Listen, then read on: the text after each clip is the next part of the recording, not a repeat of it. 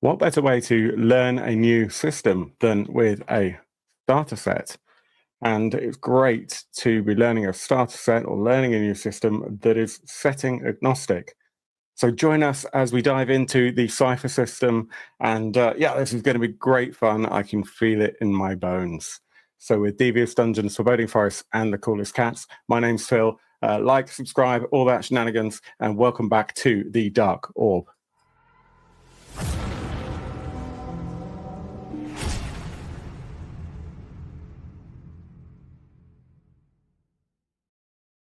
Hey, welcome everyone. We are diving into the Dark Orb for an actual play. We've not done this in a while. It's been a long time. It has. So let's hope there's not a reason for that. Cheers, Jason. Well, I will tell you right away, if there are any problems with production today, I'm going to blame the Games Master for today's session. Without any further ado, welcome back to Jason. Hi. Welcome also to Matt. Hello. And to Stuart. And hello. Yeah, we are diving in with this incredible fun game. We've delved a little bit into Cypher System. We've had a couple of those games kind of within the Discord community over the last, 6 months or so, but we're by no means experts. Of course, Jason has remembered all of the rules because he's been diligently learning from the... remembered and forgotten. Yes, from the Games Master booklet within the Cypher System Starter Set. We will cover off what's in that at a later date. But for now, I'm going to just grab the video as it is.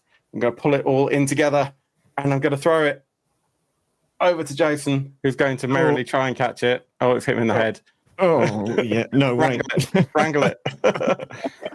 And we're now going to do it. We can do this. We can do this. Am I now Phil? You're now Jasoon. Where's the hat? Surely I get that. To me. You should have preempted this, Jason, and got yourself a hat for that this would very have been amazing. moment. Yeah. You did used to have a black Stetson. I did used to have a black Stetson, yes. I did not pull it off as well as you did, though, so I've, I'll tell you what, I'll go and get it, and I'll throw it over. Okay, great. Thanks. I hope you've got a good throwing arm. All right, cool. So the starter set has two scenarios in it, which I guess we should probably mention that we're going to be playing the fantasy scenario. It's called Creeping Ooze, which you will find out the reason for in a little bit. I think maybe there's a plan to do the other part of the starter set at some point, but today is all about the fantasy one. It is going to be reasonably short. I think we're aiming for about 2 sessions, but we'll see how quickly we get through it. Maybe we'll finish today. Maybe we'll do another session tomorrow. We'll just see how we go. Take it as it comes. But without further ado, to get straight into it, because it is just it's a really easy jump in starter scenario. We're going to say, here's where you're at. You all know each other. We haven't yet, before the stream started or before the recording started, we haven't yet picked characters. Everybody's going to reveal their character in a little bit, both to the audience and to each other. But you all know each other. And not only that, but you all also know somebody else. I know, absolute circle of friends, right? It's amazing. You're just social animals. You all have a shared friend. In fact, pretty much everybody in the community that you all exist in will know this person. They will have grown up and consider this person a friend or a trusted ally. And Stu, why don't you tell us who that friend is? Because we're not sure. Are they a barkeep? Are they some merchant in the town? Are they just some random old person? Like, tell us who they are. Who's this friend you all know? They are a retired sailor of dubious background. Okay. We're not quite sure if they're a pirate or if they're a legitimate sailor on a merchant vessel. They're a little bit unclear, but they hint at various adventures. But they are a retired sailor, that we've Okay. all encountered doing odd jobs or maybe at the docks in some capacity. So that's what I'm picturing here. Okay, that makes a lot of sense. So there's a fair amount of legend around this person then, in terms of things that people say they've done. They probably neither confirm nor deny these things, but there's a lot of rumors that go around about the things that these people have been involved. Okay, cool. But needless to say, they are trusted, they are loved, and they are also dead, unfortunately. Oh no! Because yes. Have they been dead for a really long time, but we're still talking to them? Yeah, legend is such they have been dead for hundreds. No, unfortunately, only fairly recently they were found murdered at the docks. Yeah, not a great start, but because of their history and their standing and all of these, you reckon a lot of these legend and rumors must be true because they were also the holder of the seal fragment for the community that you grew up in. And you all know of the seal fragment as, it's kind of an heirloom style thing that is... You think probably more ceremonial than anything else. There are rumors that the seal fragments that were given out to communities have some kind of power, but you're never really too sure what that is. And the reason they're called seal fragments is because they are all from one of the seals. And just in the same way that we here have castles, that we know were involved in previous wars, you also all know of the seals, and you also all know of the war with the underground. Now, this was hundreds of years ago, so what you know of it is mostly just, history books, bits you learned in school and that kind of stuff. But there was an underground kingdom. It was dark magic, necromancers, and there was a war that lasted decades. It was on and off. It was dirty.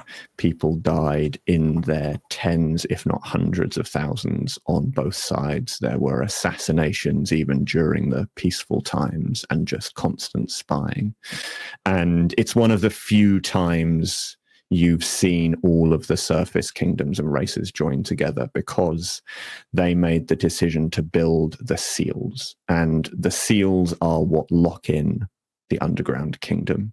And that's where the seal fragments have come from. So essentially everybody went out, found the entrances to these underground kingdoms, and seals, magical seals, you reckon, were built over the top of them. You're all reasonably explory people. You've been out and seen the world, so you may have even come across one of these seals. They're just, in random places, just as you or I would come across a castle if you were wandering through England. You don't really think much of it. But now you know that your friend was murdered, and the only thing that was taken from him was his seal fragment. So, unsure of really what this seal fragment is about, but sure as bones the fact that a person you knew, loved, and cared for has been murdered, you have been tracking down what happened here and tracking down the people involved. And you've come across a village in your travels. And the reason this village has been interesting to you is because the villagers say that bandits have come and tried to sell them a seal fragment. But they say that there was something wrong with this seal fragment. They say that their village was too small to have one, but they know of seal fragments. They've seen them maybe when they've gone to local cities and stuff. And they know this seal fragment didn't look right. Something was wrong with it. It was warped. And clearly the trade of seal fragments would be a bit weird anyway. So they turned down these bandits and they got in touch with people who were searching for it, with you guys. And you get to the village, and the villagers say they also know who was behind it. A pale elf they describe with long blonde hair, who they name Kendrin. They say he's a necromancer. They say the bandits were paid off by Kendrin. They say that it is almost certainly Kendrin who was involved in the death of your friend, and nobody in the town had a good word to say about them. They are the kind of person, they say, who uses people like tools and throws them away when they're done with them. So, with this knowledge in hand, you set out in the direction that they reckon the bandits left in search of Kendrin, in search of the bandits, in search of your seal fragment and the person that killed your friend. So following the old charcoal path, as the trees close in around you and the damp roots that cross the path grow bigger, you find the birds eventually quieten down and stop singing as you delve deeper into this forest, and it forms the kind of silence that makes you feel like the forest is waiting for something to happen. Can we all please roll a d20?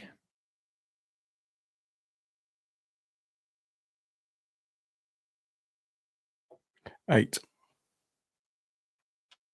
3. And you, Matt? Hang on. Sorry, a 9. A 9. Okay. In that case, Matt, you are the first person walking along the trail. It's been at least a couple of hours. Why don't you introduce ourselves to the character that you're going to be playing today? Tell us a little bit about the character. Okay. I'm playing Aranos, the exiled explorer who masters weaponry. They've got skills in sneaking and tracking, so it makes sense I'd be the first along the trail. I'm probably tracking this necromancer. Got an inability in social interaction, so I'm probably not one for words, more for shooting things. Okay, perfect. So Matt is playing Aranos. And why don't you just give us one thing about what Aranos looks like? They're dressed with a hood and carry a longbow on their back. Ooh, okay. Very, very Legolas vibes. Phil, you're up next. Why don't you tell us who's next in line in this little band of merry men? I am playing Rallan. They are a learned adept that bears a halo of fire. That's their description. And I would say they are in their early teens, human, as it doesn't matter. On the character sheet, female, but I'll play as, I presume female, but I'll play as cisgender male. And I think they actually, I think they look kind of gothy. Why not? So they look like, I mean, I'm not a Harry Potter fan, but they probably look Slytherin. Okay. but personality-wise, you can tell they're totally not. They've got their face buried in a book, and it's like, I don't know, magical herbalism or something. And to the extent that they keep almost tripping over things because they're just so engrossed in what they're looking at, and they have to keep pushing their glasses back up. Yeah. Okay, you're playing the smart, lovable Slytherin. Yeah, absolutely. Love it. And then who do we find pulling up the rear, Stu? You find Ethan, the clever speaker who works miracles, as are the official descriptors and type and focus. And Ethan is a gnome, and he is wearing very fancy clothes. He is really not very suited for traipsing through the wilderness, but he has at least changed out of his fancy dress shoes and has a pair of practical boots. But that's the only practical thing about him. He is wearing like a very nice coat, very nice trousers, His hair, usually very nicely styled, is somewhat mussed up at the moment, and he's looks like, he has maybe left somewhere at speed to get to kind of maybe to catch up with these guys, or when he found out about the murder of the friend, he piled in quickly. So he's not necessarily as well suited for outdoor adventuring in the wilderness than he could be. Okay, so he's thoroughly enjoying this trek through deep forest, getting his boots dirty. Oh, he is just absolutely loving. Cool, excellent. There is a grumpy child being made to go on a walk vibe to him as he's bringing up the rear. Okay. So is he a little bit back from the two up front? Obviously, we've got Rallan buried in a book, just not really paying a great deal of attention. Aranos out front, and then Ethan just kind of hanging back and a little bit. Look at my boots. Okay. Yeah. He'll shake it off. He'll get there. He'll be fine. It's just he's just not quite there yet. Well, maybe there is some benefit to Ethan being at the back of the group, because he hears something off to the side in the forest all of a sudden, and it is faint. You can just about make out that it's probably a human voice or a humanoid voice, but they are calling for help, maybe, or I mean, it doesn't sound like they're having much fun at all. But you can just hear them off in the forest. Rallan, Aranos, did you hear that? There's someone like well shouting back there. They're like, no, Aranos, close the book. So Rallan, close the book. Aranos, did you hear that? I thought I heard something. Didn't hear anything. What? Not up ahead. Oh no, just over there in the undergrowth. Did they say anything? Just yelling? Well, it sounded like maybe they were yelling for help, but I'm not entirely sure. So, I mean, I would go and look, but you are so masterful in your striding through the underbrush. I might like muss up some tracks. Who knows what I could do? But I don't know. Someone shout for help. Fine. Okay. I'm just going to walk off as he's mid-sentence making his excuses and start trying to find this person. Yeah. Okay. And as you stroll off mid-sentence, you suddenly hear something, except your hearing is obviously a little bit more attuned than Ethan, probably due to the fact that you're not covered in hair all over your ears and you're actually paying attention. And you hear not one but maybe two voices or three voices, and they all sound like they're in trouble. It doesn't sound like there's something fun happening out there. All right. I'll start heading off in the direction I can hear that from then, probably keeping low to the ground, draw my bow and notch an arrow just to be ready in case there's trouble. Okay. As you trek into the forest, the kind of forest floor quickly rises up, and there's quite a steep ridge ahead of you, but the voices are getting louder. Whatever is making that, you can probably reasonably say is probably just at the top of this kind of scrambly ridge. It's going to be a kind of hands and knees if you want to get up there. Yeah, I'll try to get to the top, see what I can see. Okay. As you start climbing up this ridge then, you're pretty adept, but it's a hands and knees thing, but you're going to be able to make it up. But just as you reach the top of this ridge, just as you're about to crest it, the shadow is cast over the top of you, and all of a sudden this form just falls forwards. It's, in the chaos, as best you can tell, probably about the size of a cow, and I'm going to need a quick speed defense roll off you to see whether or not you can dodge this thing as it just tumbles off the top of the hill before you even get a good sense of what it looks like. All right, cool. I'm trained in speed defense while not wearing armor, and I'm currently not, which is helpful. Let's see what I roll. I've got 13. Okay.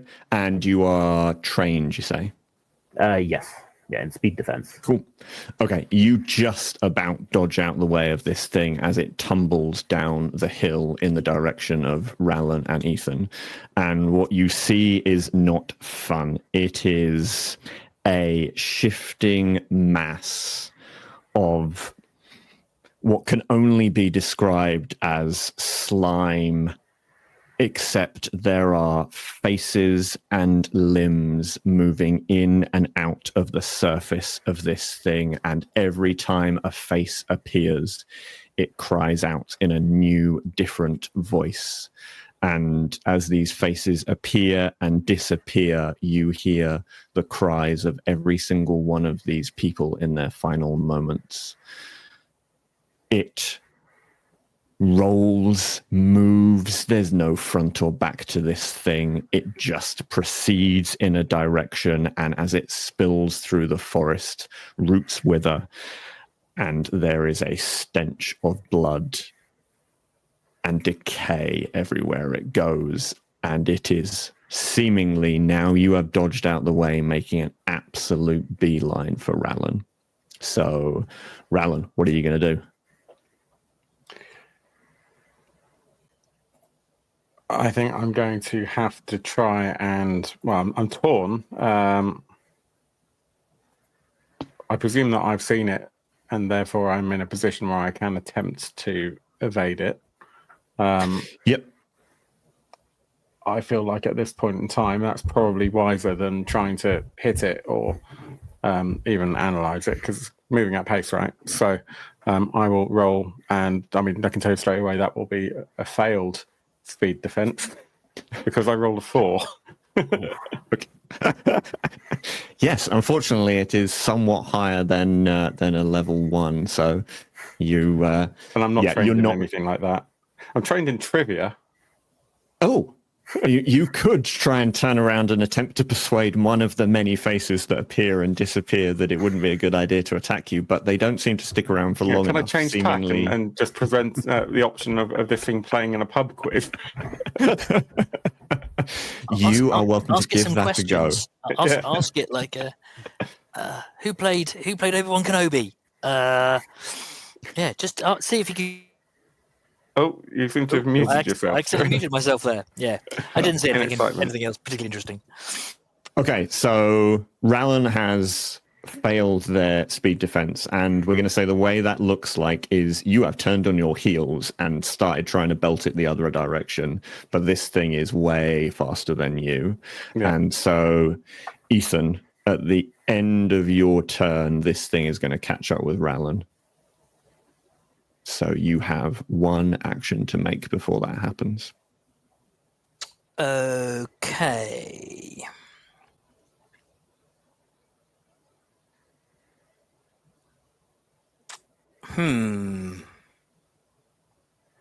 Is just from not meaning to metagame particularly. Please metagame away. Is Rallan going to get another go before this creature reaches them? Yes. In which case, then, I am going to use encouragement. Run faster! I am going to spend 1 intellect point, and I shall read the description because it's a starter system and people might not know the game. While you orate inspirationally, your allies within short range ease one of the following task types, my choice. Defense tasks, attack tasks, or tasks related to any skill that you are trained or specialized in. So, you're gonna make me good at trivia, aren't you? I mean, I was going to help you try and dodge, Rallan, but I mean, I can make you better at random information if you prefer. We could go cooking trivia. We could go trivia. So I'm going to spend 1 of my intellect points, and this applies to both Rallan and Aranos, so it applies to both. Okay. and I'm going to say, oh, that thing's gross, it's disgusting, but hasn't got any legs. It kind of slithers and slops and folds. We've got legs. We're all bipedal. We can run rings round this thing. This thing ain't got nothing on us. We got feet, we got toes, we got boots. You can run, you can jump, you can squirm. This thing can do nothing to us apart from scream and mouth in weird, gross ways. Okay. And that is going to ease any defense tasks by 1. And I think the way it eases those defense tasks is you are just so dumbfounded by Ethan's obvious misinterpretation of the situation that just transforms into you falling sideways a little bit quicker if anything attacks you. So, unfortunately, it's now the Ooze's turn, and despite Ethan's claims about it not being quite as quick as a bipedal, it's caught up with Rallan, and it is going to make an attack, I'm afraid. So this is going to be a might defense task for you, Rallan. Oh, dear. And is, you however, are obviously eased by now... 1. Yes, you are eased. I will say, though, that it has had a, it's been chasing after you. So I will say that this is a level 4 might defense task that you're working against, because you've had a brief window of opportunity to size up what's happening to this thing. So yeah, what do you want to do? Is that a level 4 before it's eased? So it's a level 4 before it's eased, yes. So Okay. eased now, it is a level 3, which means you would be a 9 for success. I'm going to spend some effort. Okay. I might regret this. I only have 9 points to begin with in my might pool. So that'll take me down to 6 points in my might pool. Okay. And I may as well not have bothered because I rolled a 16. Okay. So, as it turns out, just being absolutely dumbfounded by Ethan's just spewing of inspirational words at you, you manage at the last moment to just dive out the way. You're not sure what really happened. You're just so taken aback, and you manage to dive out the way as this thing seems to... You reckon if you hadn't gotten out the way in time, it would have just kind of rolled over you in a way, or gone through you based on the pace it was going at. And you're not sure whether the faces and the limbs that are appearing and disappearing in and out of the surface are as hard or as soft as the slime itself. But yeah, that would not have been a fun experience. But now, Matt, it is back to your turn. And what do you fancy doing? Obviously, we've got Rallan and the Ooze pretty much in close combat at this point. Ethan not too far away, and you just a little bit further back. Okay, probably muttering to myself, we've got toes. We've got toes. And I will notch an arrow and shoot at it. Vital things, toes. Okay. Are you going to notch the arrow with your toes? No, surprisingly not. I'll save that for the party afterwards. Okay, okay. That's a shame. Just checking if I've got anything that affects shooting. I don't think I do, so I'm just firing at bow as normal. It's Okay. 5. So yeah, that's almost certainly going to be a miss.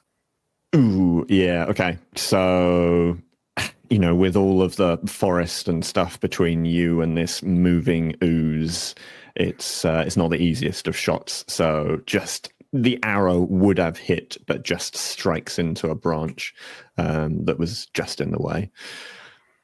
And we are now back to Rallan. So, Rallan, what do you fancy doing? This thing is in close combat range with you. It's not a great situation for you to try and run. I think we found that despite the Ethan pros, you're probably not quite as fast as this thing is so far. So, having just narrowly avoided being smacked in the face by random appendage, I take it not to kind of disengage, but just to kind of give myself a tiny bit of distance. I take a slight step back and I shout, "Stay away from me, you freak!"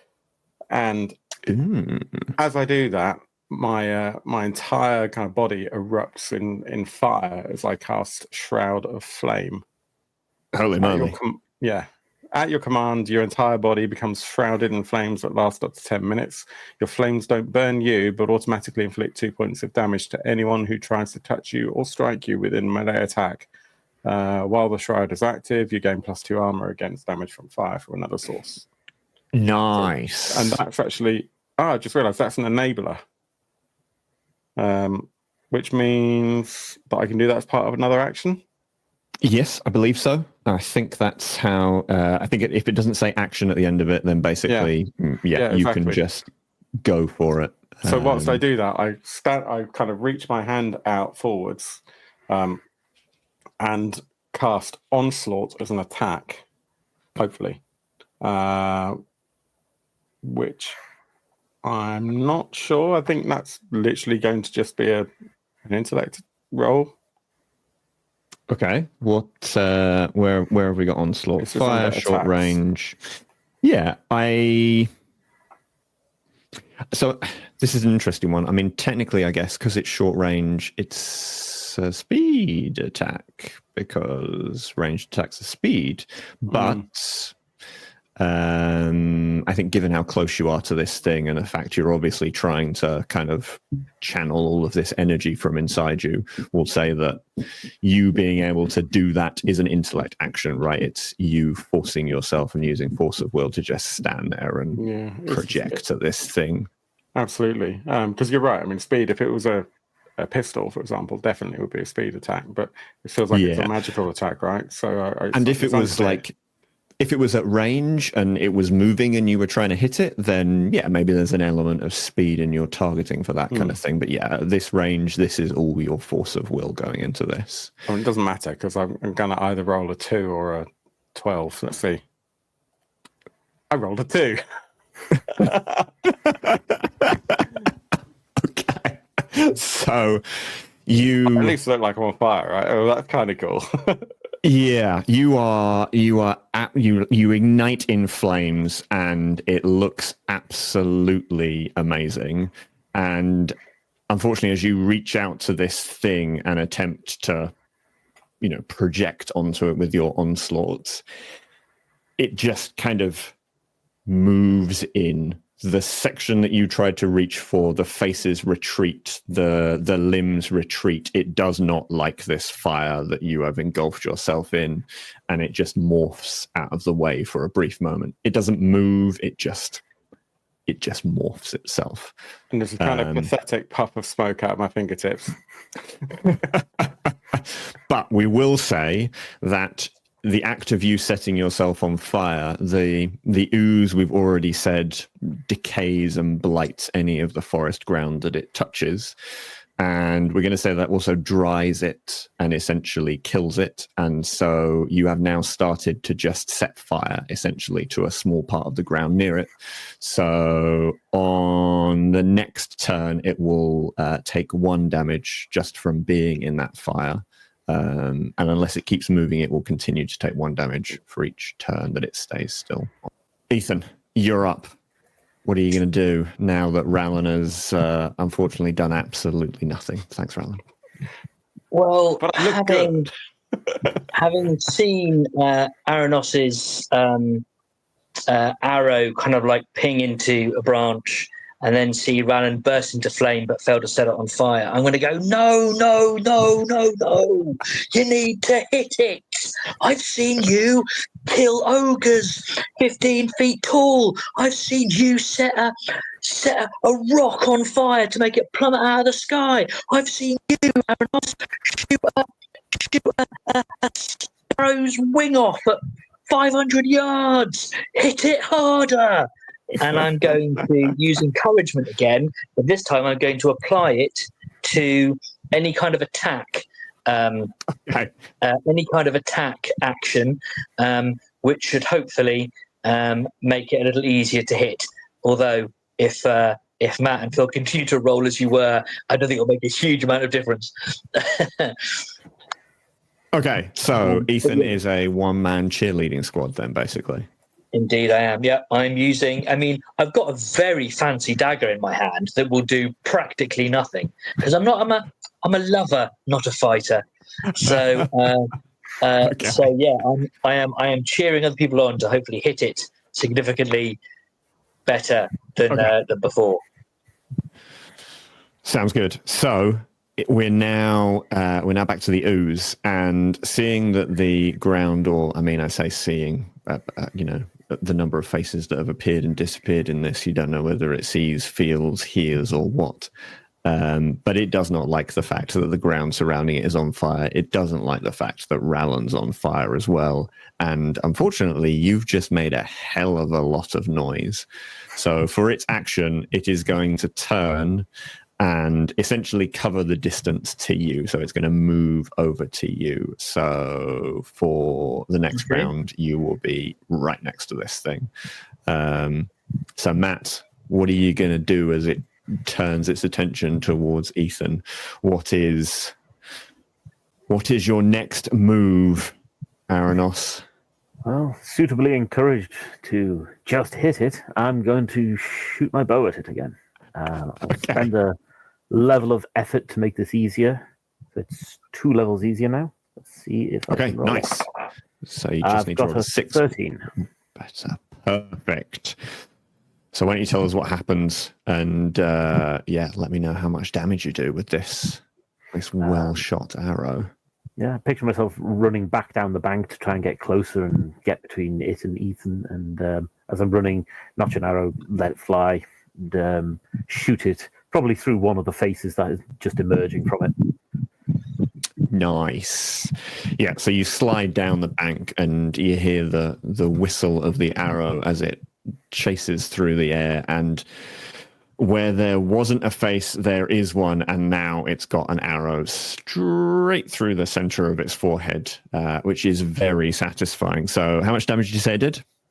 It does 5 damage. Okay. Nice. So yeah, it's a pretty reasonable hit. It's definitely not impressed by that at all. Rallan, what are you going to follow up with?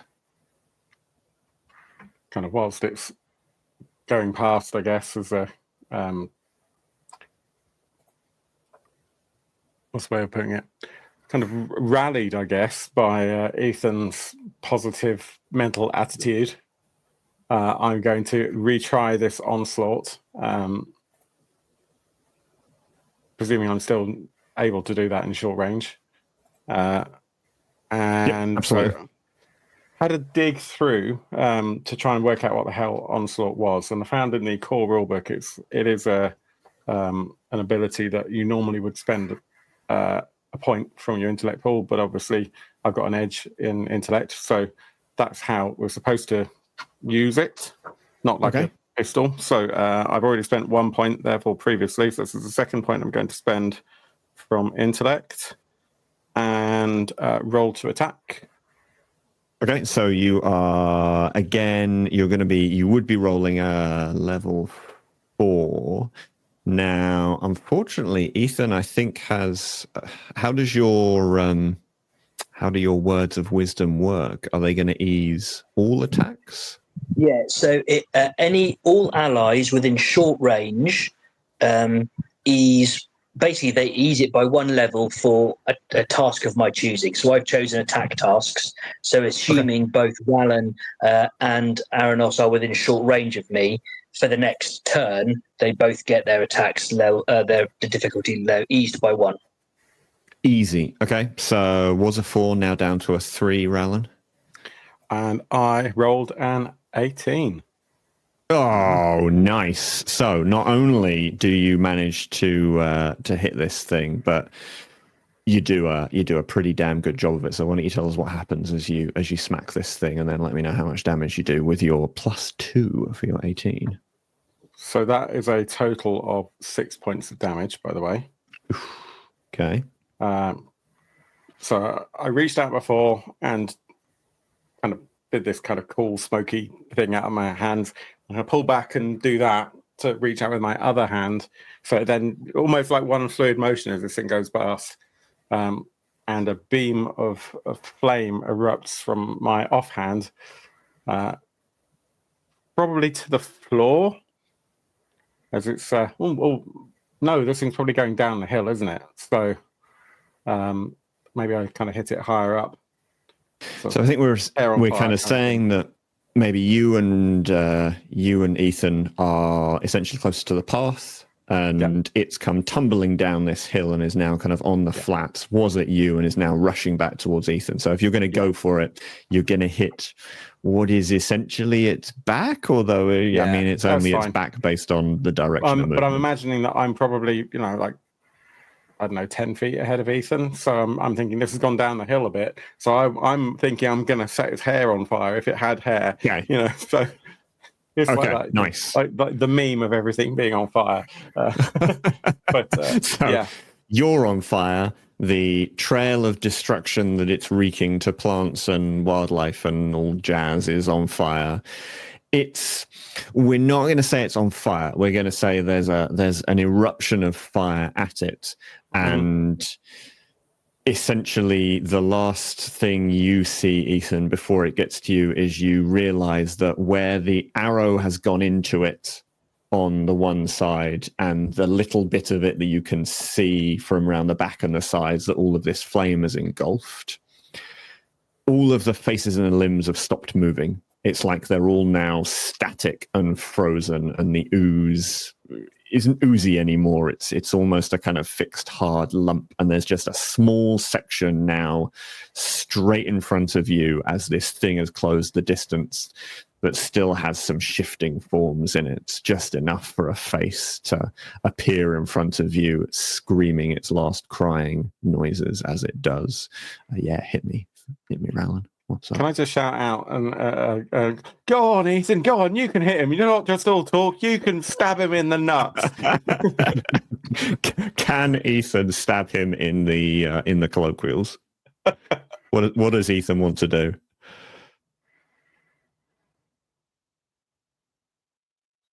Is it my turn already? Having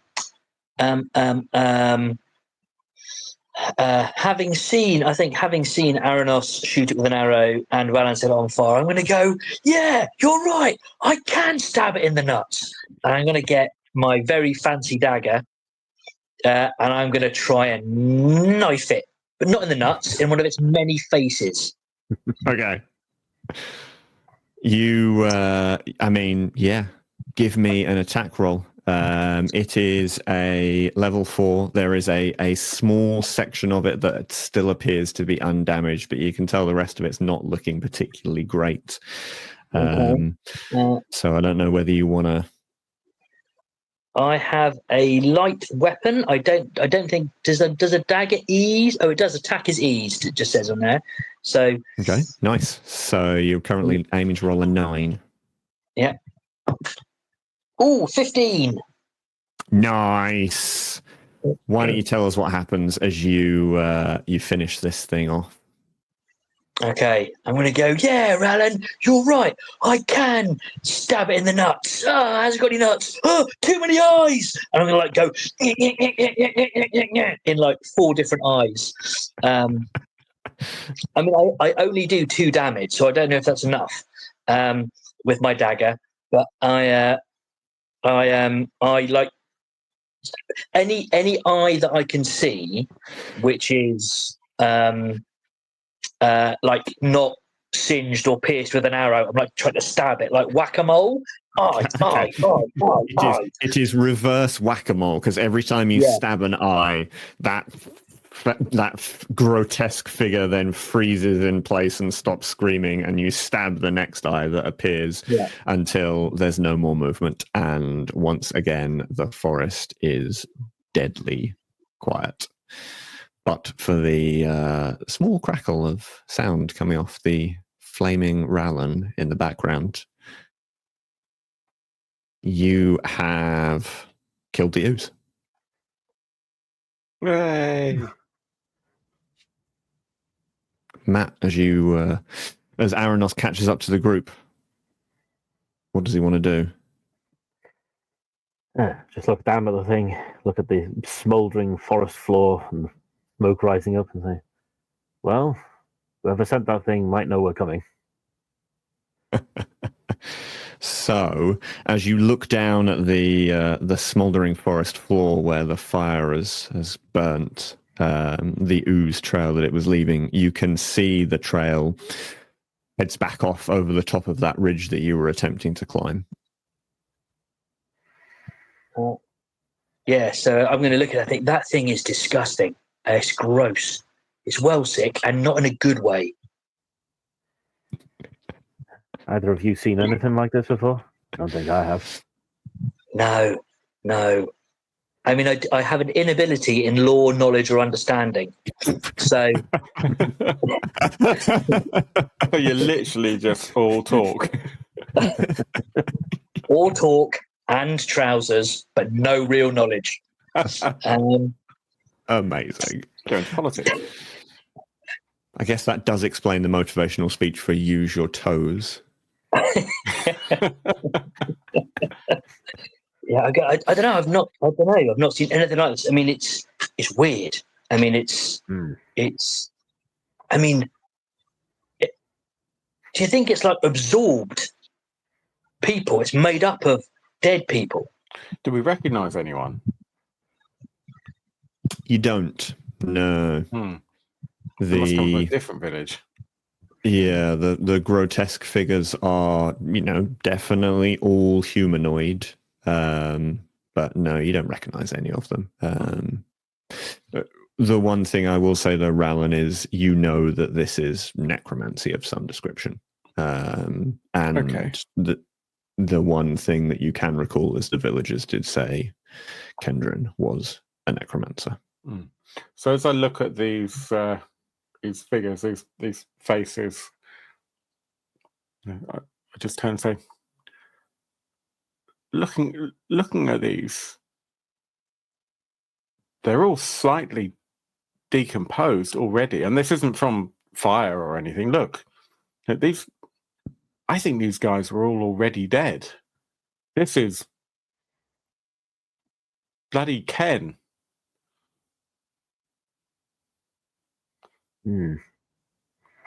It's creepy, whatever it is. It worth not to find. It's messed up.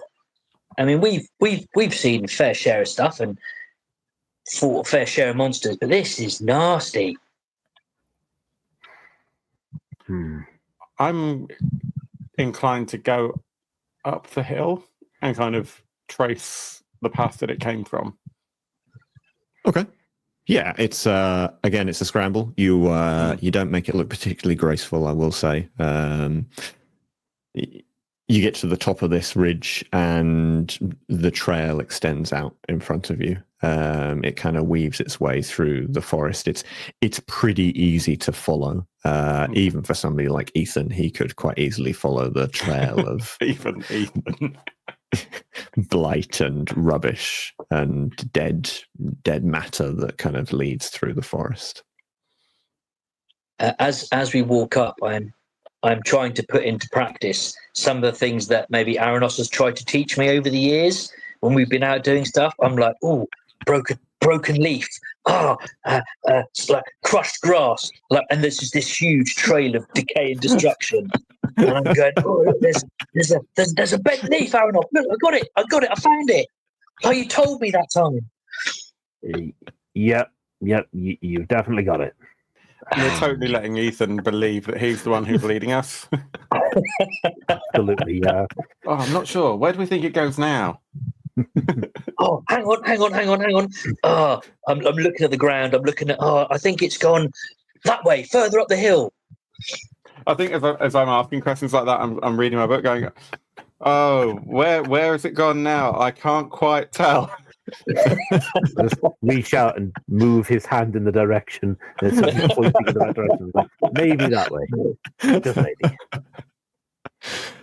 Okay, so we see the three of you take a rather slow and comical wander through the forest, but what isn't apparent to Ethan but quickly becomes apparent to Aranos and slowly becomes apparent to Rallan is there doesn't seem to be a rhyme or reason to how this thing has moved through the forest. It's weaved and twisted and twirls, and it's not heading in a particular single direction. So it does take you a frustrating amount of time to follow this trail. But after a couple of hours, maybe, you appear in a clearing. And who's going to be the first person that steps out into this clearing? You're going to let Ethan chart the way.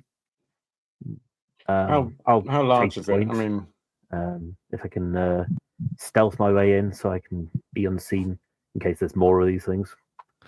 Okay, nice. So Aranos, I guess, creeps out through the edge of the forest. You can kind of see the forest getting thinner and thinner ahead of you. You can see starts to get lighter, as it does when you reach the edge of kind of woodland and forest.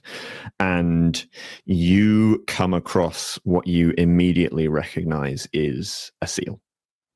There's a large 5-meter stone circle on the ground. There's some shrubs, some grass, some overgrowth over the sides of it, as there are for all of these seals, because they've been there for hundreds of years. But they attract enough attention, people being interested in them, that all of the runes and carvings and what people assume are warnings to stay back are still revealed and intact and clear.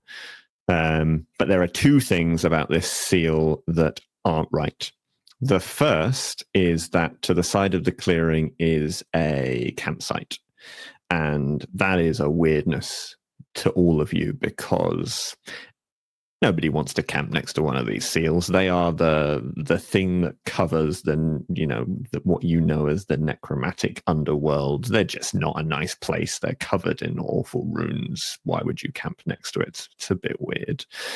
And the second thing you notice is this seal has a huge crack that extends across the middle of it.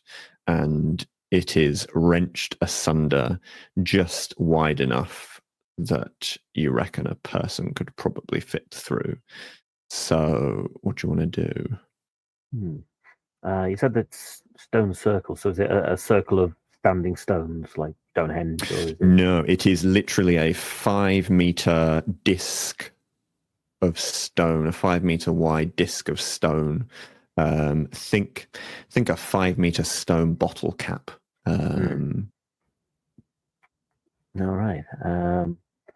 I think the first thing I want to do is check, does the trail lead to the hole in the stone, or does it lead to the campsite? It leads to the hole in the stone. Again, it meanders and wanders its way there, but yeah, clearly it leads straight down into the crack. Kind of figured that. I will take a listen and see if I can hear anyone in the campsite, just to make sure we might be dealing with someone who's opened this seal up there.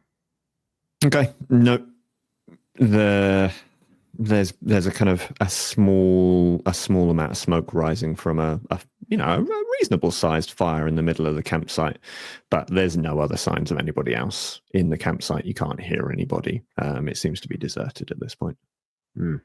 Okay, I'll creep back to the others and say, well, we've got a seal over there that looks like it's not sealed anymore, and a campsite that seems unoccupied or abandoned. That might be where the bandits were looking for. Rallan, what do you make of the cracked seal? I'm going to take a closer look at it, see if there's anything obvious. See if there's a crack that you can look down into. And I'm trained with magic, so I'm going to attempt to understand and identify any magical properties as well. Okay. So two things, I guess, stick out to you. The first is that as you walk over to this crack and you kind of peer in, I guess with a certain amount of trepidation, having never seen one of these seals broken before, there is a very steep, or the top of a very steep flight of stone stairs that the sunlight is illuminating. You can't see much because the stairs are very deep, and obviously the crack in the stone is only wide enough for a person to pass through or to squeeze. Yeah. but there's definitely some stairs there that lead down. And the other thing you notice, which is weird because you've seen one of these seals before, is all the other seals you've felt some magic coming off of. This one is dead to you. It is just a lump of stone. It feels like the magic is gone. I don't know how else to describe it, but I mean, Ethan, you're a go-to wayfinder. Look down here.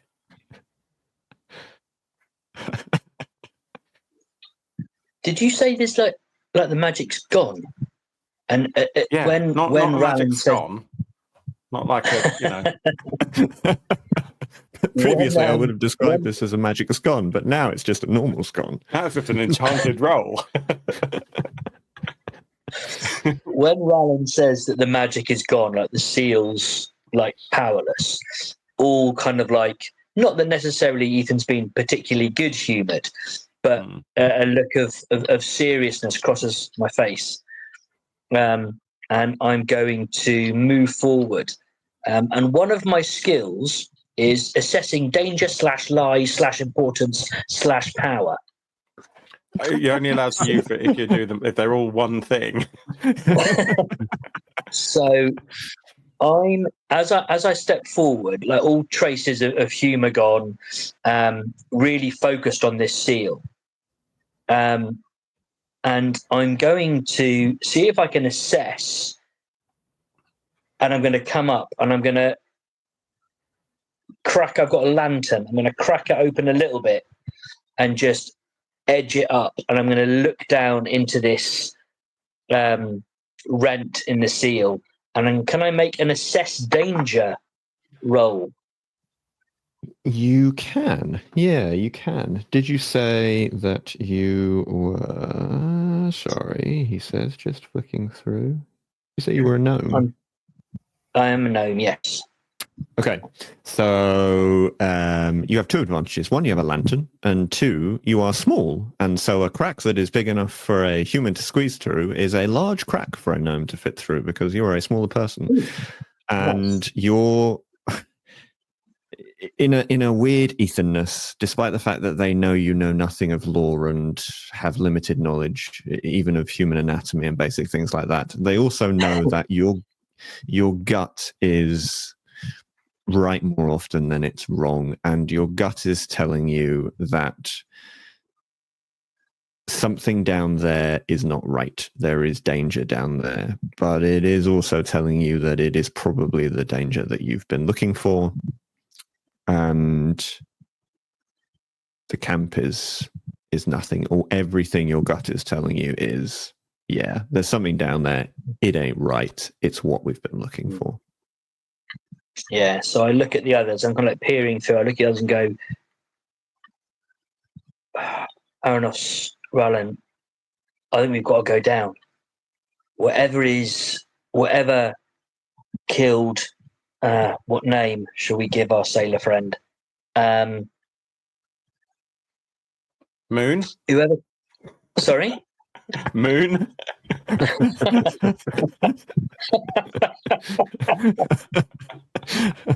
So Rallen says, so it is done. Sailor Moon is your murdered friend. Whoever killed Moon, whatever caused that, that horrific faced thing, it came from here. If it is that Kendrin, if he did this, then he's down there, or something's down there. Whatever is causing this, if it's powerful enough to break the seal, and it's powerful enough to create something like that and send it out, that's bad news. We've got to stop it. I think you're right on that. Yeah, I mean, what else are we going to do? Hang around here getting cold? Well, you bang on. Cold. Yeah. Okay, so what's the plan? The gap is obviously large enough for a person to fit through. You could all comfortably fit through there, but the stairs are steep and narrow. If you wanted to get particularly intimate with the person in front of you, you could potentially squeeze past them, but that would be you are both pressed together, very difficult thing to do. So, in effect, the order you go in is the order you will descend these stairs in. I take a step to the side and I gesture to Aranos with a big sweeping hand movement, gesturing for him to go first, like the sneaky, stabby, shooty guy he is. Very gracious of you. Follow me, then. My pleasure. And I then put Ethan on my shoulders. Aren't you still on fire? Because this is not going to go well. That was more than 10 minutes ago. It's fine. I was going to say, Okay. thankfully, the smell and the smoke has dissipated now. It does sting your eyes just ever so slightly, but he's not actively on fire. I didn't really put you on my shoulders. I just joke about it. I was going to say, because if you did, you're going down on your knees. Before we descend, can I take a quick search through the camp just to see if I can work out how many people we might be dealing with down there, based on bedrolls, rations, things like that? You absolutely can. So, I mean, Aranos has a very cursory look around this camp and can pretty much tell us immediately, right? It's your bread and butter. There were, you're going to say, at least 5 people based on the amount of kind of discarded bone food, chicken bones and, bits of ration and the kind of disturbed ground where bedrolls have obviously been laid. No reason to think they weren't humanoid, and they were eating familiar food as well. There are some chicken bones discarded in the fire and stuff like that. So you're going to say it's probably 5, and it's probably 5 people. Good to know. All right, I'll lead the way into the darkness then. Okay, so as you descend and as your eyes adjust, it is a narrow, steep stone staircase. It very quickly changes from what was a kind of a warm afternoon, we're going to say, outside, to a bit of a cold, slightly dank feel around you. The air is exactly how you would expect a place to smell if you closed the door and left it for a couple of 100 years. It's not a particularly pleasant smell in the slightest. But as your eyes adjust, what you can see is a faint glow ahead a little bit further down the stairs. And you descend slowly and carefully, and the faint glow as it gets closer is a glowing skull. It is clearly the skull of an animal, and it is clearly just glowing. And it illuminates about as well as you would expect a lantern to illuminate, I guess. It's not a super bright light. You can look at it and kind of see what it is, make out the fact it's a skull and it's glowing, but it does present a little bit of light into the stairs. Is it moving at all? Nope. It is just a glowing skull. It's weird. It is not something you've ever seen before. It's kind of, there's a little hole on the side of the stairs, and it's just kind of sat right in the hole, illuminating as a lantern would. Have I got any way of telling with my trivia knowledge what kind of animal this was? You don't, but Aranos could probably tell. Yeah, I'll take a quick look at it. It is a deer skull.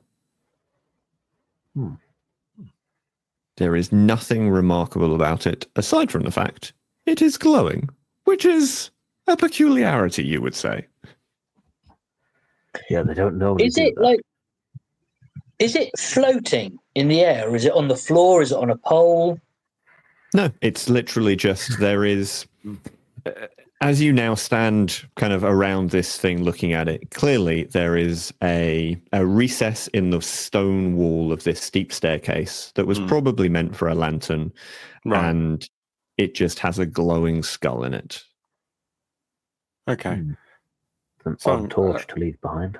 Yeah. So, presuming that Aranos shared that it's a deer skull, I'm just going to wander up to you and go, oh, well, if it's a deer, I think that we should call her Darla. Darla the deer. Hello, Darla. I kind of tickle it under the chin. The moment you touch this thing under the chin, you immediately feel a little bit uncomfortable.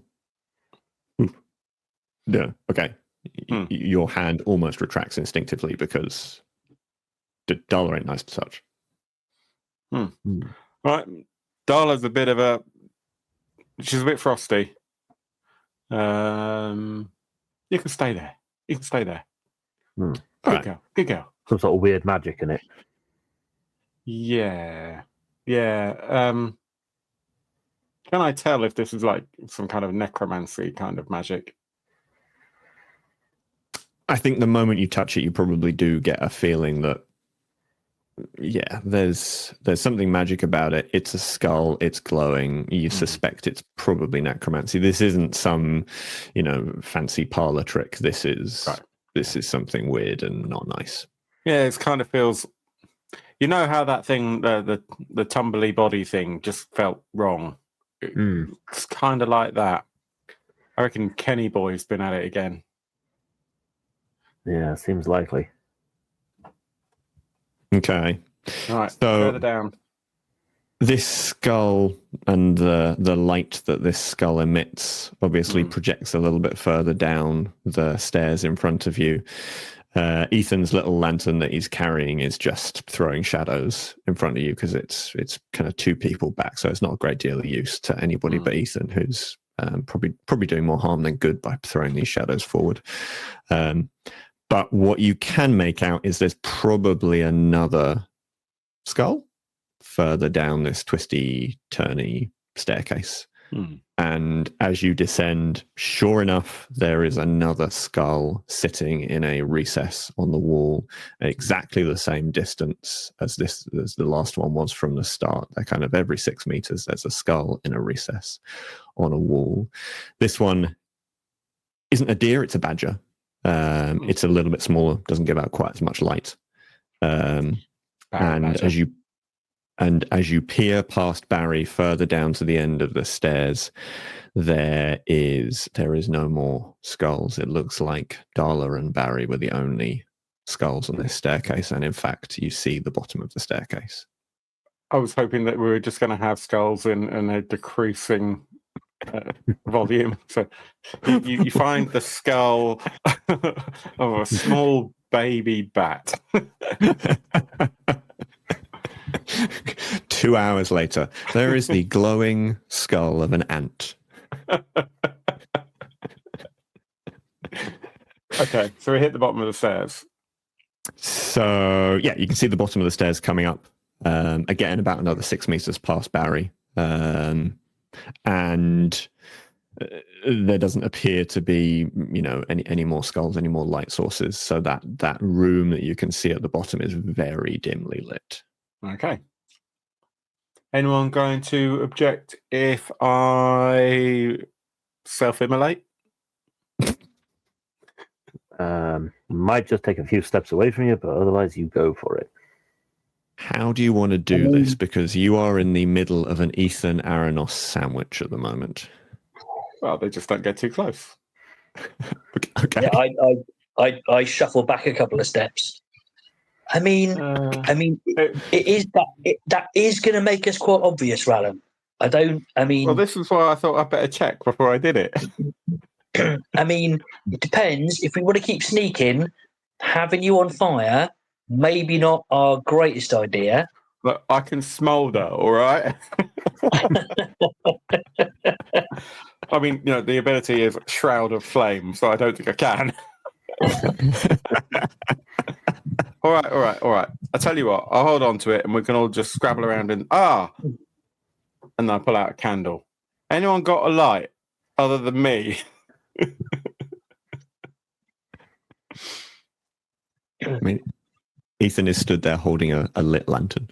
I've got a lantern. I mean, I can pass my lantern forward if that would help. I just hold a candle up to it and see if we can light up that way. I'm presuming it's not on electric. I kind of I unscrew the top a little bit and lift up something to get the candle flame. Yeah, right. Yeah, we've lit your candle. There we go. Okay, you now have a bright lantern and a dim candle. Yeah, well, I'm going to lull them into a false sense of security, aren't I? Okay. While they are lighting the candle, I will use one of my ciphers. It's a potion of dark sight. Ooh, okay. Nice. Never seen a better time for this. Just chug the thing. Nice. You can see in the dark. I mean, 15 hours. Oh, legend. Okay, so the moment you chug this thing, I mean, it's as if somebody turned a light bulb on. You can see as clearly as you would be able to see if you were standing outside. And what you can see is, or at least what you can see of the room below, is not a fun sight. It is, again, covered in runes and warnings and carved skulls. And it is not a place that people were meant to venture forth. Everything about the stuff that you can see says, turn back. Bad things happen down here. Right. Doesn't look friendly or welcoming. But it looks like they came through here. Are you still stood on the stairs, kind of looking down and into the room? What do you want to do from a position perspective? Probably creep forward, keeping an eye out in the corners to make sure if anything's going to try and ambush us, like hiding in the shadows. Okay. So as you creep forwards slowly, why don't you give me a quick, we're going to say it's a stealth roll, and I will let you pick between either speed or intellect, depending on whether you would like to creep forwards using your cunning knowledge of the shadows or creep forwards using your agility. I'll go off speed and I'll spend a point of effort to make this easier. Okay. In that case, that's going to trained, so that's 2 levels movement. So you're down to a level 2 at this point. So you want to roll a 6 or better. Oh, that is a 6 exactly. Nice. So you creep forwards just enough to be able to kind of peek down and peer into the room. And what you see is a smallish room. There's a well in the middle and you can see the far side. It's kind of 2 meters to the well and 2 meters on the other side. And there's an exit on the far side of the room. But in the back left-hand corner, there is a skeleton standing there. It's not moving. It's just a skeleton stood in the corner of the room. Does it look like it's like standing upright like a person would be, or is it leaning against the corner like a corpse would be? So those medical skeletons that you kind of see essentially just kind of stood there. It's kind of posed, I guess, a bit like that. It's just stood, arms to its side.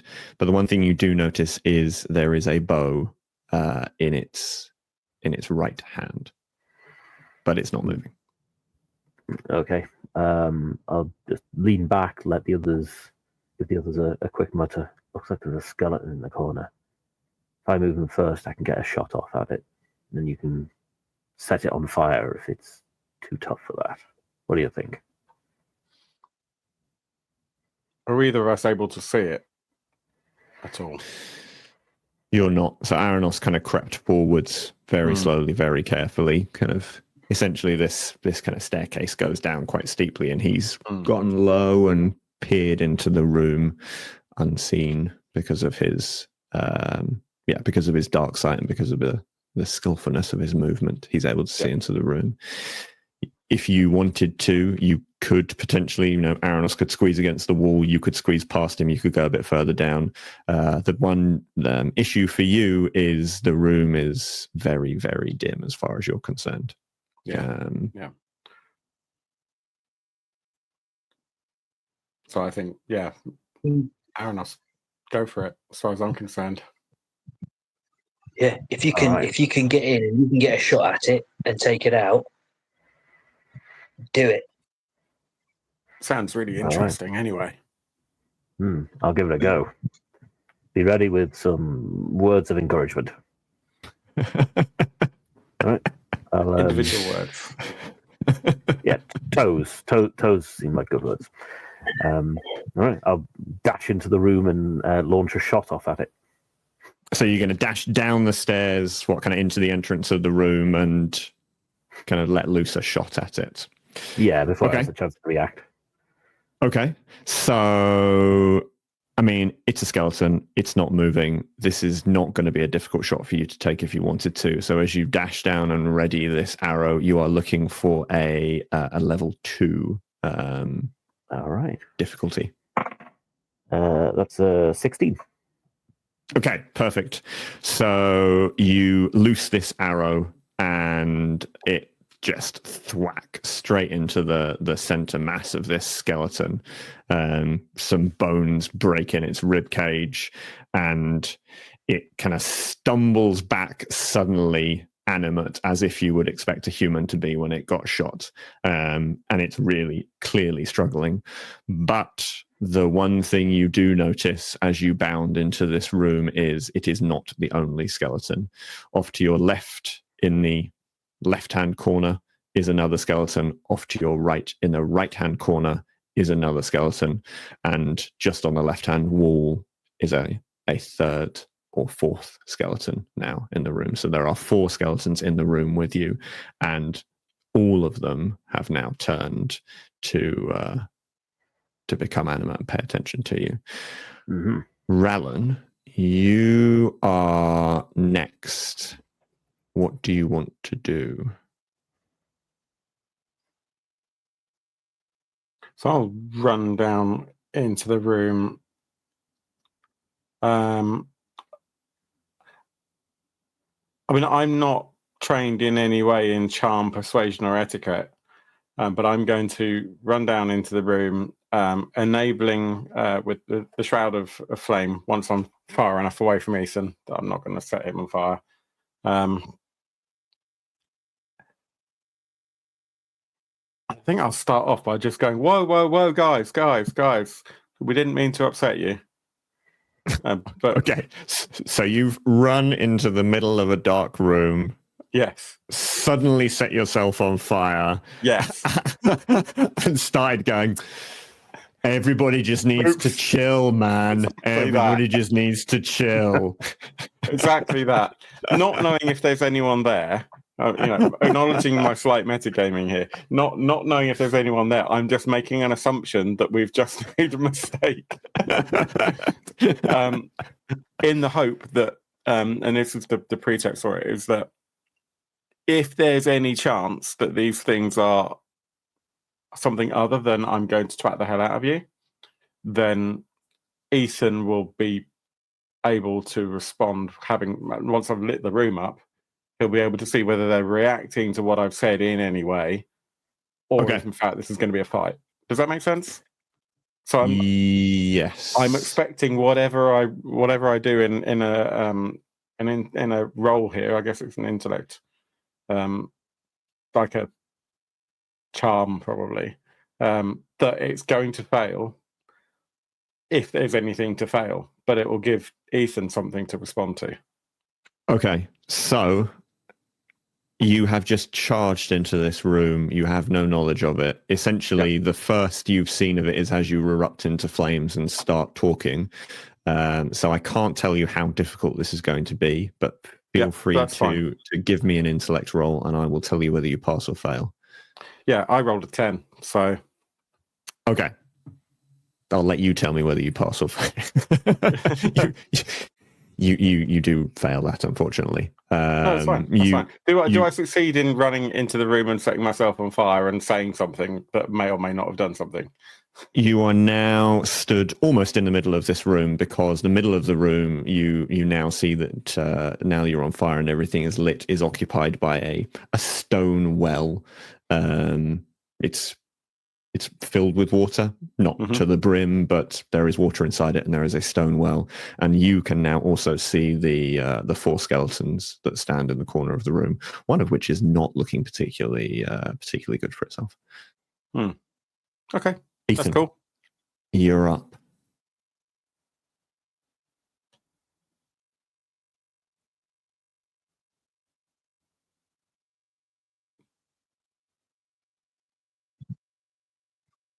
Hello, I kind of lost everybody there. Can you hear me? So, yes. We can indeed, yes. And you've appeared back at the perfect time. So Rallan has just charged into the room and is now stood in the center of the room, essentially acting like a large human candle and illuminating the entire thing.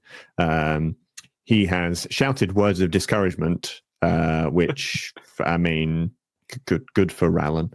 Good for Rallan. Nothing seems to have changed.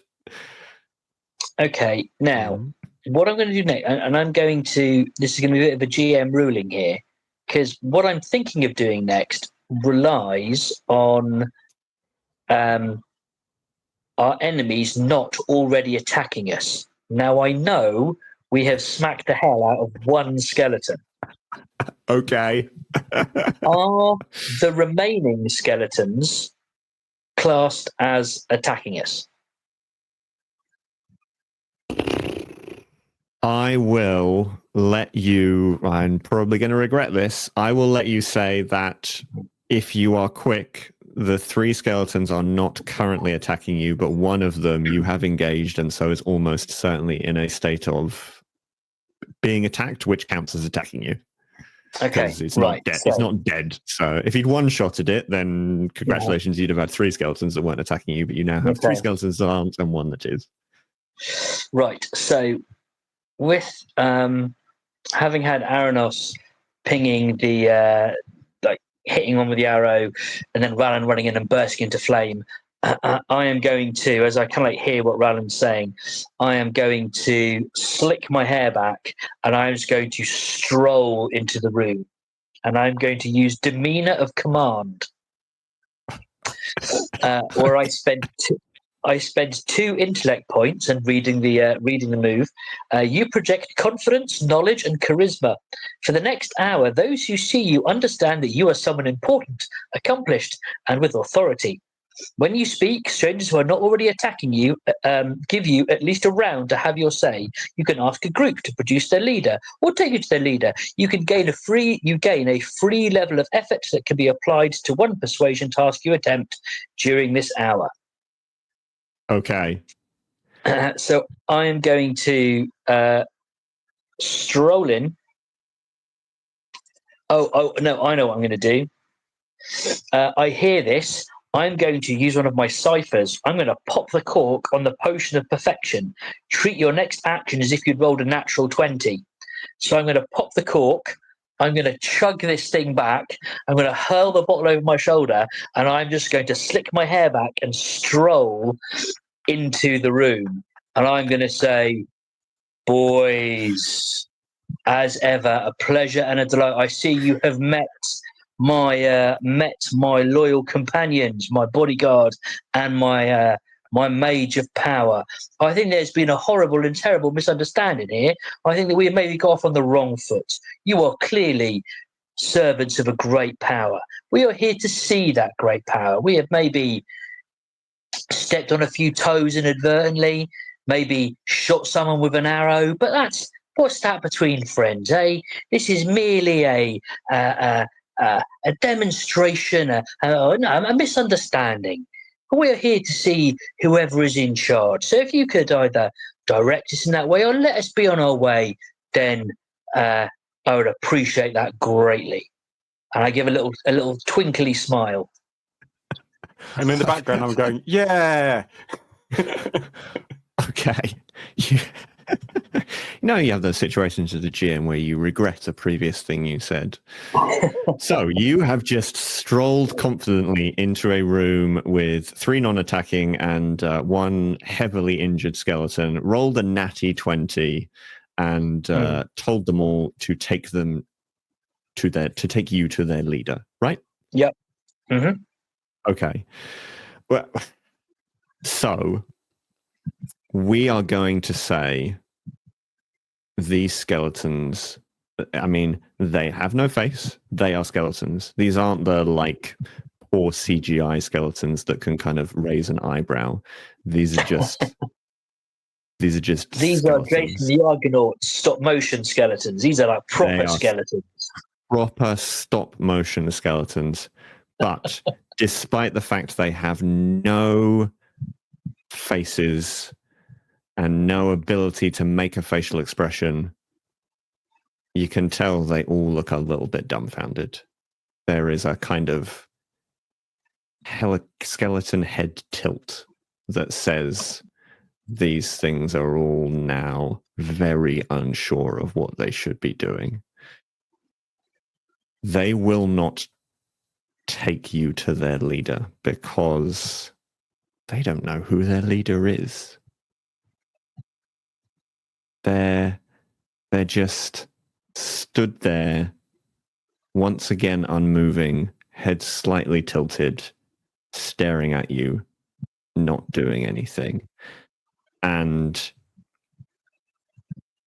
as the skeleton in the background moves to take his turn and goes to step forward, raising up his bow and notching an arrow towards Aranos, the skeleton to his right just raises his bow ever so slightly. Just like, no, maybe not. Let's just... And so that other skeleton lowers his bow, and cracked, damaged ribs goes back to just standing in the corner. And so now you stand in the middle of a small room, Rallon on fire, surrounded by 4 currently not hostile skeletons, but who knows how long that's gonna last. They just stand there unmoving with slightly tilted heads staring at you, seemingly. What would you like to do?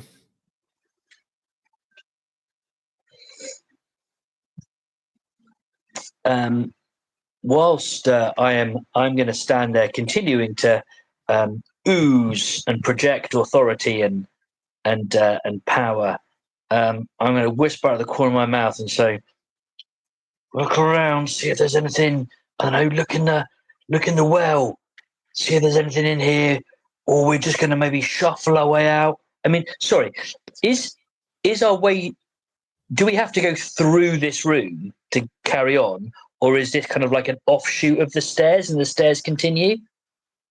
So the stairs essentially end in the center of a wall of this room. Ahead of you in the middle of the room is the well, and at the back right-hand side as you enter is just an archway that opens out into another corridor that leads out of the room. So Aranos has seen this already with his dark vision, but now it's fully illuminated. You can see it's a stone room covered in carvings of runes and skulls. The ceiling is maybe 3 meters high. It kind of feels like the room of a castle or something. But without the light from Rallon, it would be very, very dark in here.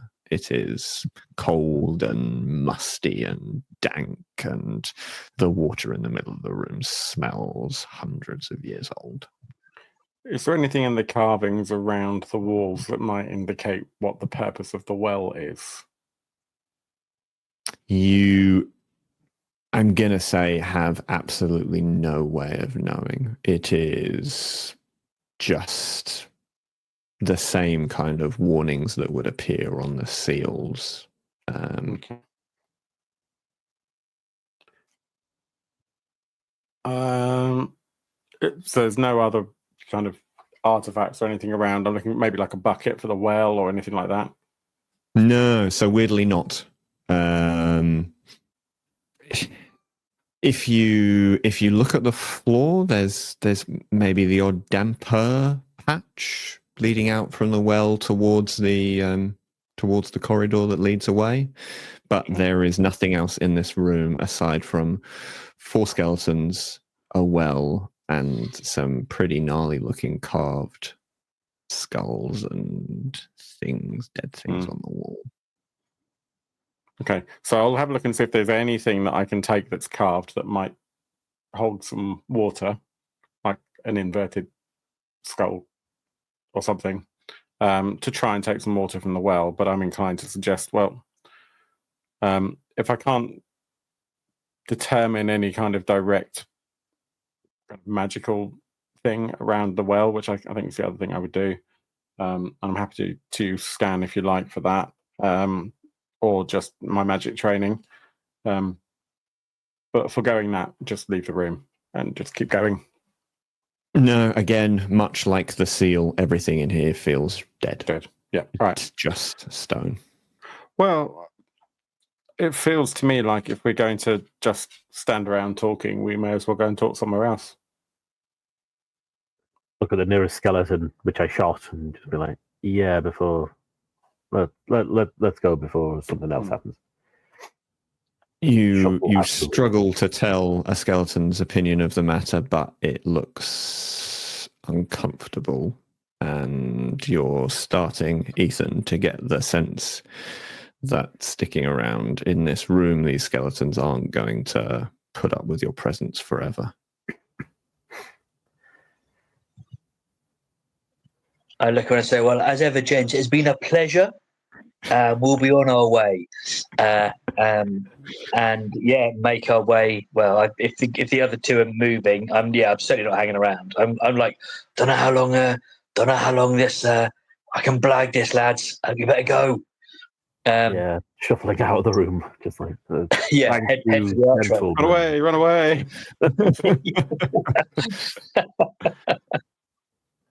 Rallan, are you still on fire? Yes, for the 10 minutes. Unless I have a specific reason not to be. No, it's entirely up to you whether you wish to be on fire. Yeah, that's your shout. So my compatriots are welcome to talk me out of being on fire if they feel that that's a need, but otherwise I won't have thought about it. The only thing I'm thinking is I can't read my book because I'm on fire. Yeah, and you also have to stay a little bit away from Ethan and Aranos because you're on fire, and fire is hot. Yeah, and I tend to forget that because I don't feel hot. No. So you leave the room through the entrance in the back right, and a corridor extends out in front of you. The walls have the same carvings as the first room, the same carvings as the stairs. In fact, the walls just seem to be a solid, flowing, continuous carving that doesn't end. The ceiling itself is still kind of 3 meters high. It feels actually reasonably spacious, or at least it would do if it wasn't for Rallan and Ethan, obviously dark to the end of the corridor as the light from Rallan's flames die back. Although Aranos, with his dark sight, can see all the way to the end of the corridor. And what Aranos sees are 3 exits, 3 more arches off to the left-hand side of this corridor. One quite ornate-looking arch that obviously leads into another room at the end of the corridor, and quite a wide entrance / arch off to the right of the corridor, about a third of the way down. So just past one of the arches on the left. Mm-hmm. Creeping on ahead then, and keeping away from the person who is slightly on fire, I'll check the first archway, see if I can spot anyone inside. Okay. So the first archway on the left-hand side, as you stare in, you see in front of you just stacks and stacks of what I can only describe as alcoves. And these alcoves are probably about the size of a coffin, and some of them are in fact filled with what look to be a human-shaped cloth-wrapped corpse. Sort of But there are collecting. some empty alcoves as well, and discarded cloth on the ground. I think I know where they got those skeletons from then.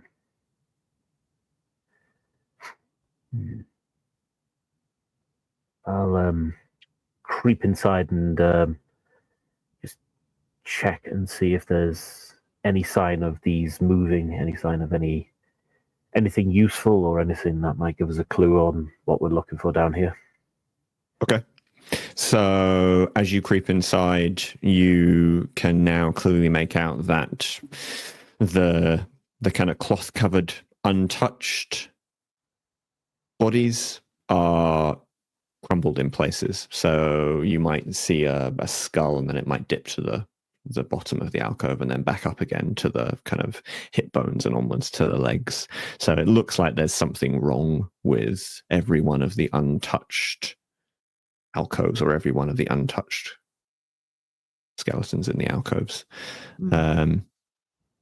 If you want to do a bit more searching, then you're more than welcome to. But Rallan and Ethan, what are you going to be doing whilst Aranos has kind of started walking into this crypt on the left-hand side, or the first of this crypts on the left-hand side? I think I'll walk past and just say, found anything in there? And presuming Aranos says it's a crypt. You say that there's like 3 that look similar, at least from where we are. Yep. So I think I'll go to the next one and see if it sounds similar to what Aranos has described. Okay, so if you go to the next one, you'll be walking past the large archway on the right-hand side of the corridor. Okay.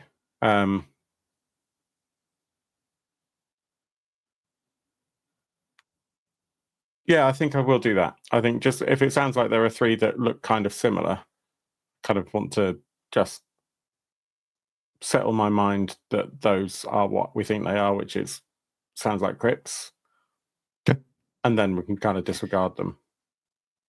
Okay, so you walk past this large archway to the right-hand side, and you can actually see some light coming from the room. Okay, so I look across as I'm kind of going past. Yeah, so there's like a kind of short corridor that leads into an illuminated room. It's not particularly well illuminated, but it's definitely far better illuminated than the rest of the rooms. Okay. So I'll call that out to Ethan on my way past and say, shit, okay, want to check this room out here, see if it's the same as the last one, but watch yourself. With Aranos in like the first crypt and Rallan going to the second crypt, and then this warning from Rallan, I'm going to lurk near the big arch. And I'm just going to basically, I'm on watch. So these 2 are going to be looking through the 3 crypts, potential crypts on the left. I'm placing myself where I'm not obvious. So I'm kind of like peering round the side of the archway, the big arch on the right, and just keeping an eye in the room, trying to gauge how far away the lights are, if they're getting any closer. But essentially, I'm on watch.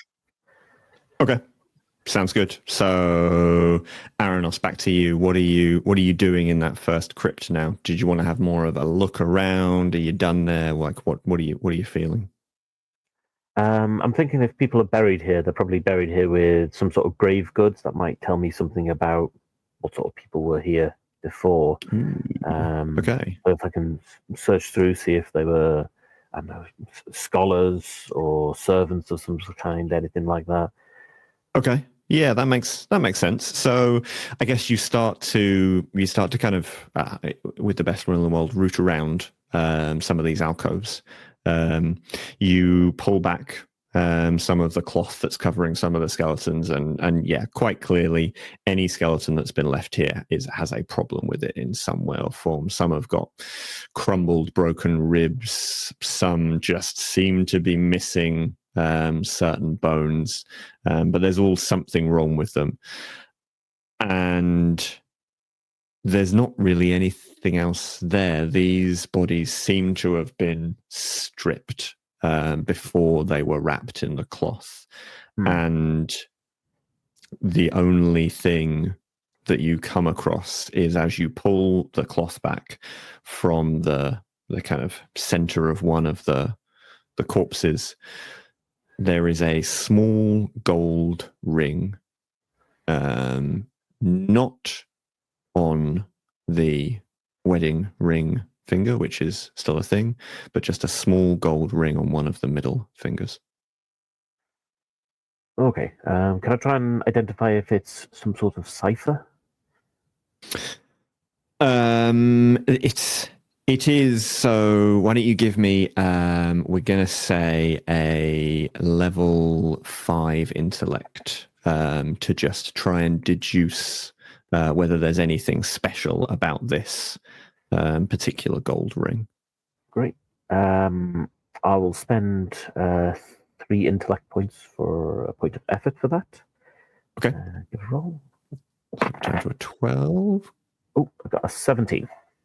Okay, so yes, with the 17, you can tell this is not just a gold ring. There is something about this ring, and it feels, I don't know, it feels a bit restorative, maybe. But you can discern that it is indeed a cipher. And the cipher is a beneficial one, some kind of restorative cipher. Great. I will take that with me, and otherwise head back to the others. Okay, nice. So you now have a simple gold ring, which is a level 4 curative cipher. So we're going to switch back to Rallan next. What are you doing in that second crypt? Have you gone into it? I have gone into it. And yeah, I think I will be... I'm mindful that in order to engage with any of these things, I'm going to have to drop my shroud. I mean, it would be a quick way of clearing out the cloth that covers the bodies. That's true. Fuck it. Okay. I'm going for the efficient. No, they don't look to, at least initially, they don't look to me like it's any kind of, I'm presuming, magical shroud. It's just to hide the skeletons. So yeah, I'll just reach it out is to them. it's much the same as Aranos saw. It is a crypt with a number of alcoves. In Aranos's room, there was 1 empty alcove and 3 filled alcoves. In your room, there are 2 empty alcoves and 2 filled alcoves. But the alcoves have the same thing in 2 seeming corpses, seemingly skeletons covered in cloth. Okay, so I investigate those, but okay, with blatant disregard. Give me a... Whatever you want, I rolled a 20. Okay, very good. Now give me a d6 roll in that case. And a 6. Okay, you stroll into this room and just with a quick... There's nothing left on the it's that situation in a video game where you kind of smash the crate just kind of disappears, and there is a single glowing item left. So it's like flush paper, right? The middle alcove now just has a single glowing, and this is going to sound super weird, black glowing. Yeah. So rather than projecting light, it is projecting darkness, or a small bit of darkness around it, but it is a scroll, and you can immediately tell that it is also a cipher. Okay. I have magic training, so I can attempt to understand and identify magical properties. Okay. So I should If be able to you- work out what that is quite quickly. If you hopefully. would like to, it is a level 3 to be able to tell what it is, and since you're trained, that'll be a level 2, so 6 or better, and you'll be able to tell immediately go. what it is. I rolled a 6. Okay. My good rolling The end. the darkness that it gives out is clear. You've seen one of these before. It is a scroll of fear.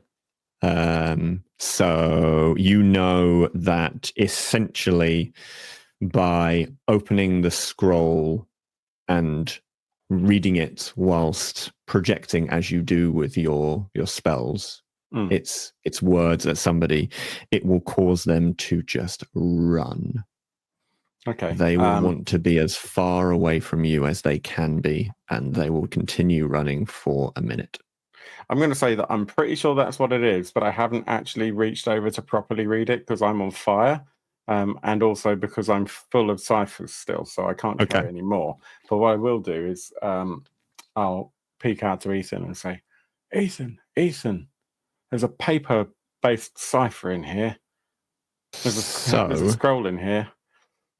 Just before you peek out to Ethan, as you stand peering down the corridor and see this bright boop off to the left as Rallan suddenly sets fire to everything in that room, briefly igniting the flash paper and making a large light, you see 2 humans at the end of the corridor that you're guarding run across to the other side of the room, as if, you know, we've all seen the old SWAT team style stack up at the door.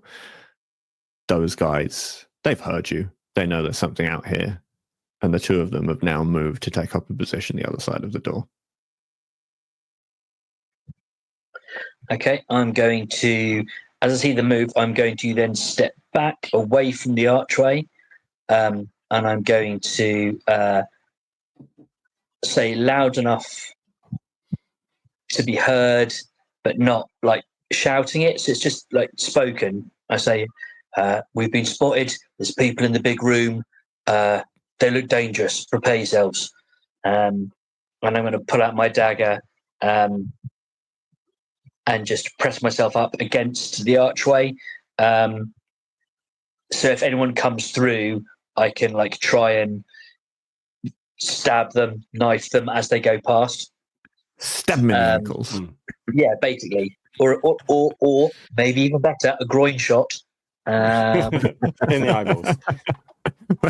We're all about the cheeky eyeball groin shots here. Yeah, I reckon I'm probably about 3 feet tall, 2.5, 3 feet tall, so perfect groin stabbing height. Just literally any balls. You will stab any balls. So as you kind of whisper that out, you see my head. So yeah, so I say that for abruptly the sea ceased. And that's the last thing Ethan said. Oh, there you are. Yeah. Hey, welcome back. I'm back. So yeah, so I say it loud enough for both Rallan and Aranos to basically be prepared that there are people who know we're here, and we've got to take care of them. And I think just as you say that, you see my head kind of poking out, and I kind of go, "There's a scroll in here you might like."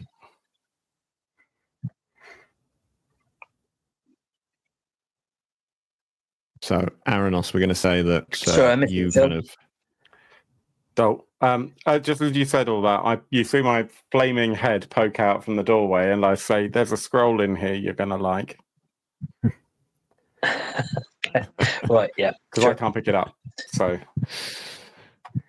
Okay, I'll walk past the door and just look in and go, What on earth happened in there? All right. Deal with that later. Deal with these guys first. Okay.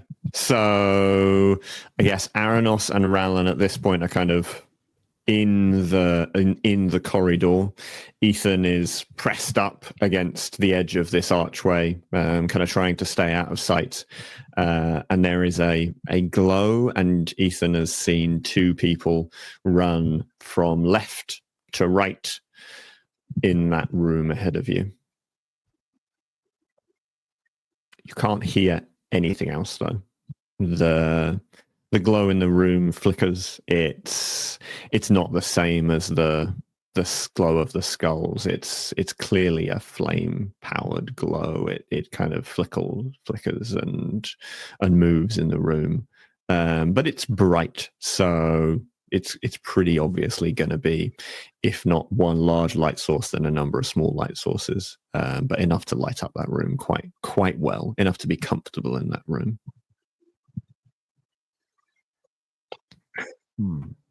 Okay. Right, well, we're going to have to take them out. Sounds like I they're agree. part of the bandits down here, so how do we want to do this? Start on one corner and work our way around. I'm going to encourage when Aaron says how are we going to do this. I'm going to use encouragement for their whatever their next role is, the next attack roll, and I'm going to say, well, how we're going to deal with this is we're going to kill them dead. You two are killing machines. You're a stabby, shooty, flaming death monsters. No one can stand against you two. I believe in you. I have faith. And when you're done and they're nearly dead, I'll come in and I'll stab them in the balls. Classic Ethan ball stabbing action. Yeah. Okay. So I guess to set the scene, you are now stacked up. There's a short corridor wide, maybe 2 meters long ahead of you before the room. There are at least two bandits in the room because you've seen them run from left to right. You can't hear anything, but you can tell the room is going to be illuminated by flame when you get in there. The corridor obviously extends out past the two crypts. There is clearly another entrance to a crypt at the far left-hand side. There is, Rowland, you got close enough to also see the end of the corridor, a slightly more ornate-looking entrance or exit at the far end of the corridor that obviously leads somewhere a little bit different to one of the crypts. And then you can just about see that the corridor also curves around to the right at the end. So extends off. So the question is, do we run into the room, which, if there's lots of them, will put us at a tactical disadvantage, and we'll know that actually, the odds won't be in our favor if there's 40 of them in there. Or we could see if we could go around the outside and maybe get a better vantage point. Because look, this corridor goes around the room. Make a good point. I read in this history book, this is a classic tactic to, flank your enemies, of course. So, Moon to zoo. Yeah, moon to zoo. Sailor Moon to zoo. He always used to say, go around the back. So if Rallan and Aranos are potentially going to sneak around and get a shot, can I try and do something to keep their attention on me? Something, because I'm trained in lies and trickery. So I was thinking of, can I basically try and deceive the people in the room to keep their focus on the archway and me, as if all of us are here, giving the other two time to sneak round and get them. So you're going to do your best Aranos and Rallan impression. Absolutely. You're going to throw your voice? Yeah, I'm going to throw my voice. I'm going to. I reckon I've also got you two. I reckon I've got a pretty good impression of the two of you as well, vocally, that I've been working on for some time. Okay. Okay. So I'm gonna, why not? You can give it a go. It's going to be intellect, unsurprisingly. We're going to say it is a level 4. No, actually, we'll be kind. We're going to say it's a level 3 difficulty. And before you do the roll, Rallan and Aranos, what's your plan? What are you guys doing? I want to know if there's another way into this room, so I'm curious to see where this corridor is leading. Okay. So, which I think would probably make sense for us to establish that before Ethan decides to run his mouth. Okay. Interesting. Probably wise. But whether or not I actually said that is another matter. So we might get round the corner, Aranos and I, to find there's no way into this room, and Ethan's just giving it all that. Okay. So I guess then you get to the end of this corridor. You're now probably a good 15 meters, 10, 15 meters away from Ethan. And at the end of this corridor, you can now see two things. One, you can see the ornate chamber that leads through at the end of the corridor. And you can't immediately tell what it's for, but you can tell it's far better carved. Everything looks far more intricate. It's obviously far more special than the rest, and it's reasonably well lit to Rallan's eyes as well, although Aranos cannot tell this at all because everything is well lit to Aranos. And the other thing you can see is that the other corridor extends probably even further than this first corridor, straight off at 90 degrees down.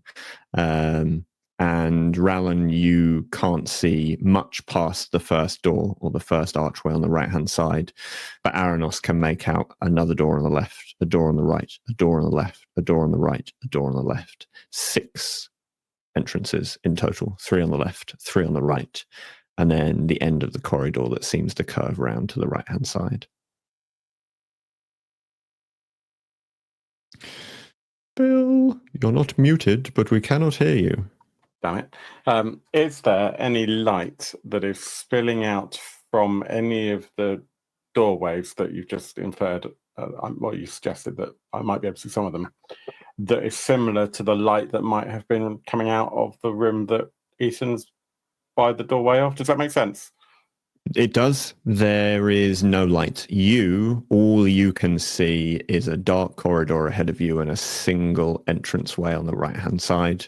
Okay. Aranos can see all the entranceways. He can see down the corridor, but everything looks great to him, but you can't see any light further down that corridor. But we can see an Aranos. Hey, welcome back. And this is a demonstration of what Aranos can see versus what you can see. So I think I will just look back at Ethan and just do that, gesturing for him to abandon what he's about to do, because I'm not convinced that we're going to be able to flank them very easily. Okay. But I don't know whether Ethan would have seen that. Well, I'm waiting for you to, before I launch into it. I am just pausing for a moment, and I'm just about to start. Ethan, do you still have your lantern? I do still have my lantern, yes. Okay.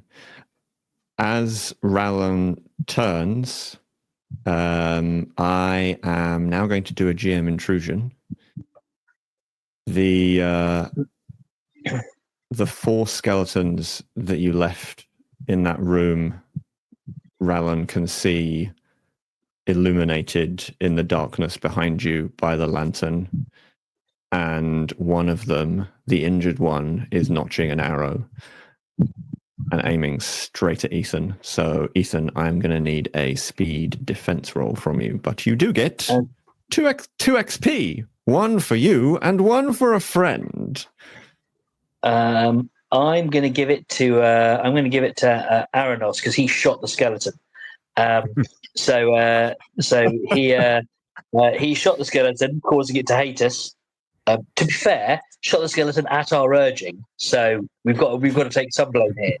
But yeah, so I'm going to give Aranos the other XP, and I am going to try and make a speed defense roll, which I'm not very good at.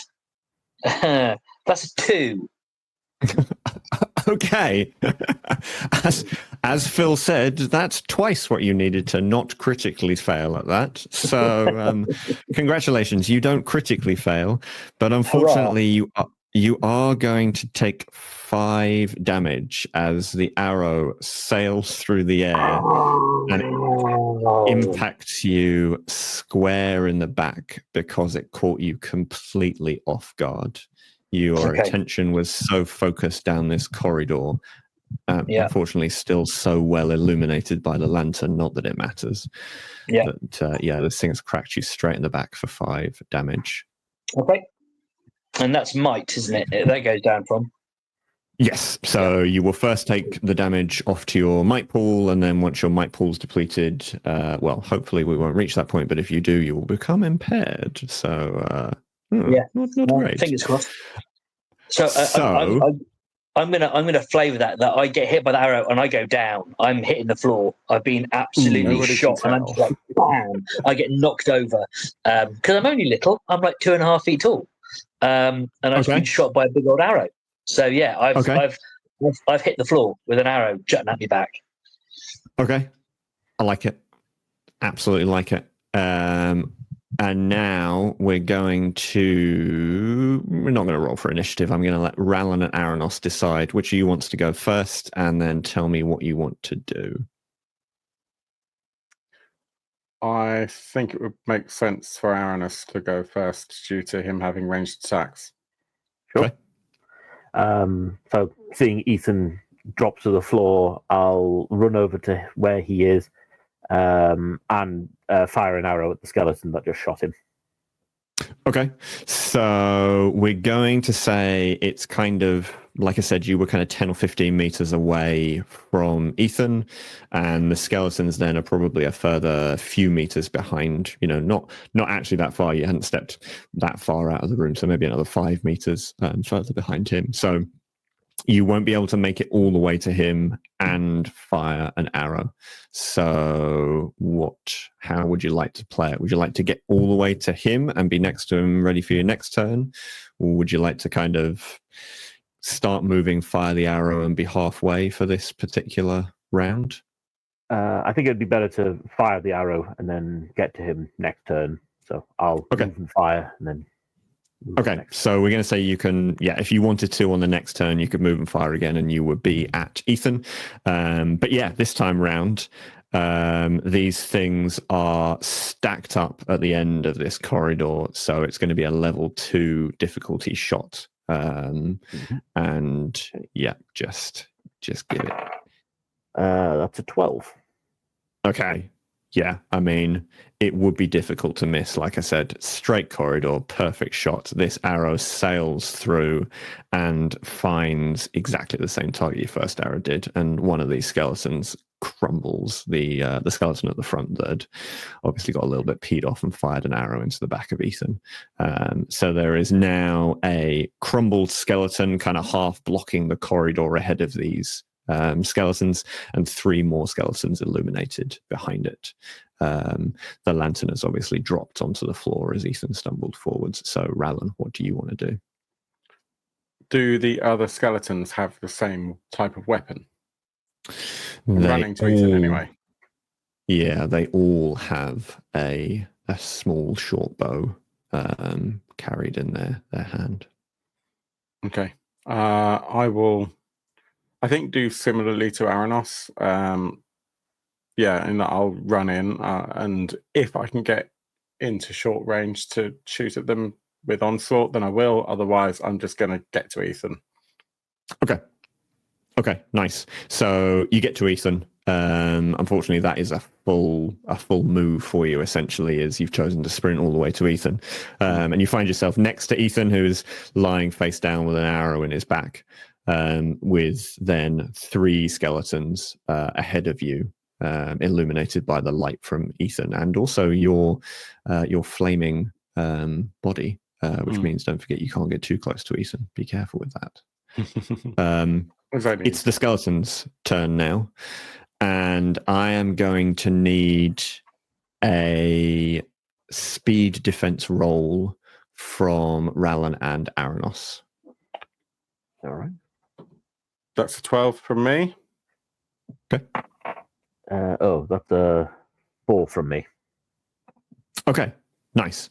So an arrow is let loose by the first skeleton, and it just sails off down the corridor. These guys aren't the best shots. It's immediately clear. A second arrow whizzes past Rallan, narrowly missing him, but unfortunately the third one sails past, and just because Aranos paused to take that shot and down that skeleton, you do catch an arrow. Not to the knee, but you do catch an arrow and take 5 damage from that skeleton, that third skeleton. Right. Is that to the my might pool? Yes. Yep. So you will lose 5 points of might. One of the things I will say is just a touch of metagaming here. Obviously, this ain't a particularly long scenario, so don't forget that your 2 recovery rolls that you've got available to you that we can use during this session are your kind of single action recovery roll and your 10-minute recovery roll. Technically speaking, you could have had time earlier on to use your hour-long recovery roll, but you didn't have anything to recover, and now we're in the crypt. I doubt we'll be down here for longer than an hour. So yeah, go crazy with recovery rolls and ciphers. Don't finish the game with a pocket full of ciphers and a heart full of recovery rolls. Right, Ethan, face down on the cold, damp, slightly musty smelling stone floor with an arrow in your back. What do you want to do? First of all, I'm going to say, "Ow, you bony fucker!"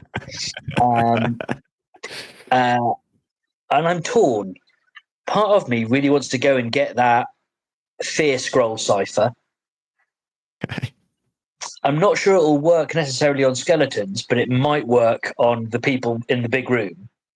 But part of me also is just aware that Aranos has just been shot with an arrow, and I've got some healing powers. So I'm going to scramble to my feet,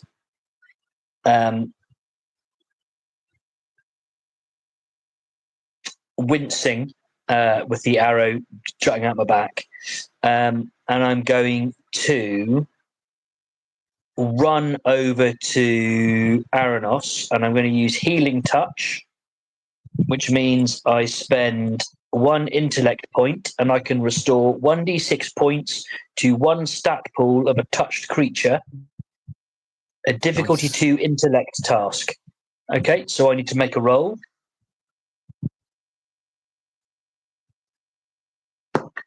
I rolled an 18, so that beats that. So I think I had to beat a 6. So Yep. Aranos, you can heal 4 hit points back, or 4 of your might pool back. Nice. Amazing. So, annoyingly, I'm assuming because it says a touched creature, I can't heal myself with Healing Touch. You can, but that's something you have to do in private, unfortunately. Okay. Okay. Noted. Thank you very much.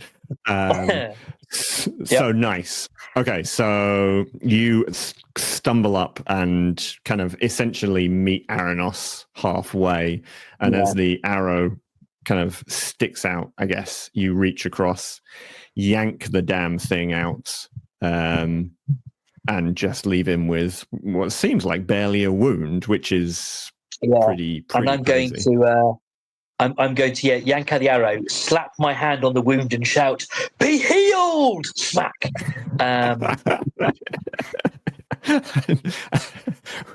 So I'm going to say you have absolutely no special powers whatsoever. You are not a magical person. This is purely just force of will. You just go, "You better now. Just grin and bear it. Stop bleeding." Okay. And Aranos and Rallan are just so used to this. They're like, "Oh, Jesus. Yeah, okay. No, you're right.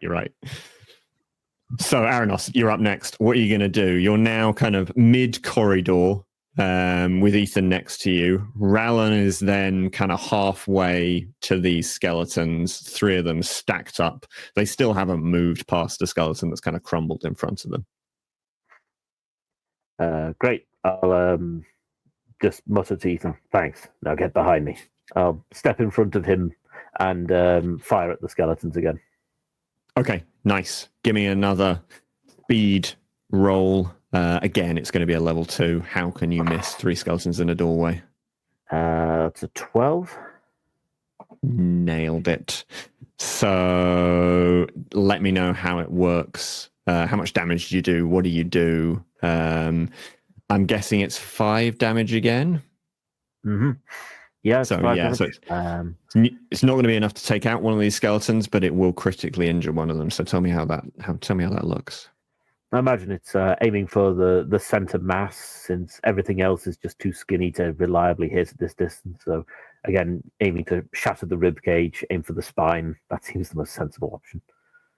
Amazing. And in a well-practiced, evidently, strike, this arrow just sails through exactly the same spot on the second skeleton that the first arrow did on the first skeleton. You crush its ribcage, it stumbles backwards a little bit, and the force of the shot also knocks one of the other skeletons slightly off balance as well as it stumbles backwards. So Rallan, you're up next. What do you want to do? I will spend I don't need to spend an intellect point, do I? But yeah, onslaught. So I will attempt onslaught. to. Go. Yeah, I forgot that I've got an edge, which then means it doesn't cost me anything. Yeah, I will try, and that's a 12 to fire onslaughty, fiery goodness. So reach my good hand out. You have got 3 skeletons in front of you. One of them looks critically injured. One of them is kind of stumbling backwards, attempting to now push his critically injured comrade off him and kind of upright him again. And the third one, you looks like he's getting ready to take a shot. So which one of you just aimed the for? one who hasn't had any damage taken yet. Okay. So tell me what happens. How much damage does he take? So it's 4 points of fire damage. Okay. And yeah, basically I reach out and just like, just go away. Okay. Like a kind of librarian, just instantly he erupts into flames and again is kind of temporarily disorientated by this. It doesn't do seemingly quite as much to him as the arrow did to skeleton number 2. He maintains his balance, he maintains his footing, and he then fires off a shot. And so I will need a speed defense roll from all 3 of you at this point. It's 11 from me. Ooh, 5. I'm not doing very well at defense today.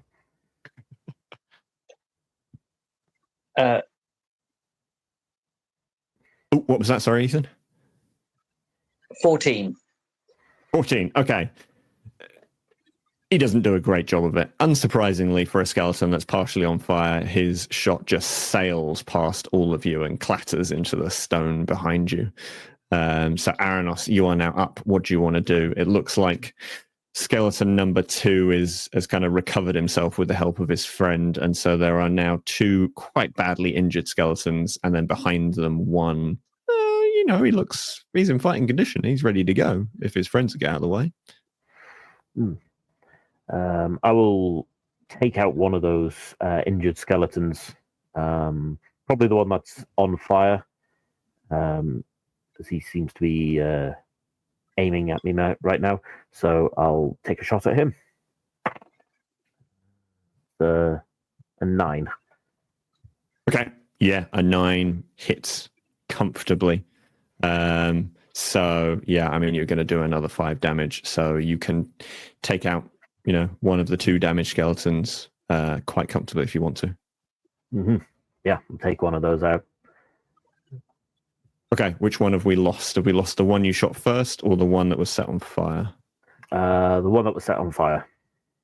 Okay, so the arrow essentially sails straight through the burning center mass, and suddenly this thing just seems to crumble into a pile of burning embers on the floor.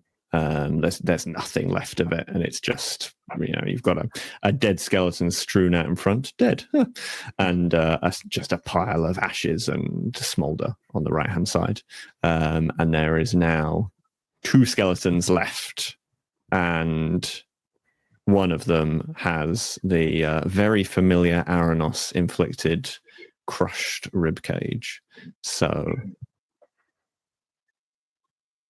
where are we going next?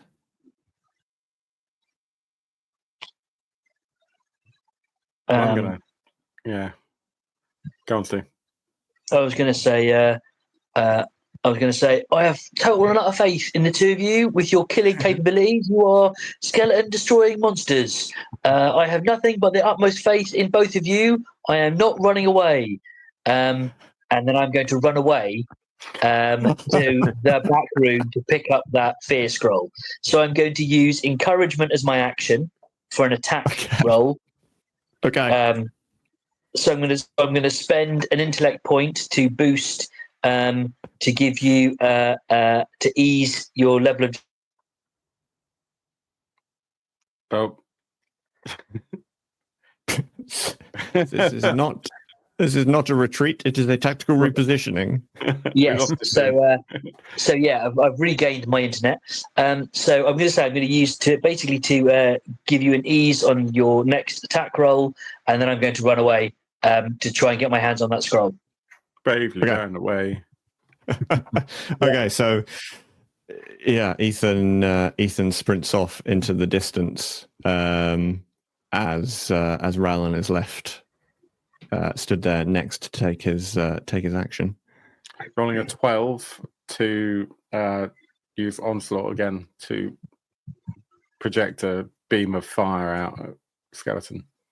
Okay, you just you obliterate what's left of this skeleton at the front, and there are now 2 smouldering piles of bones and 1 fully formed pile of slightly crumpled bones in front of a 4th skeleton who, as you look at him, again, no facial expressions, but appears to maybe have regretted the decision to change his mind and come after the tiny gnome.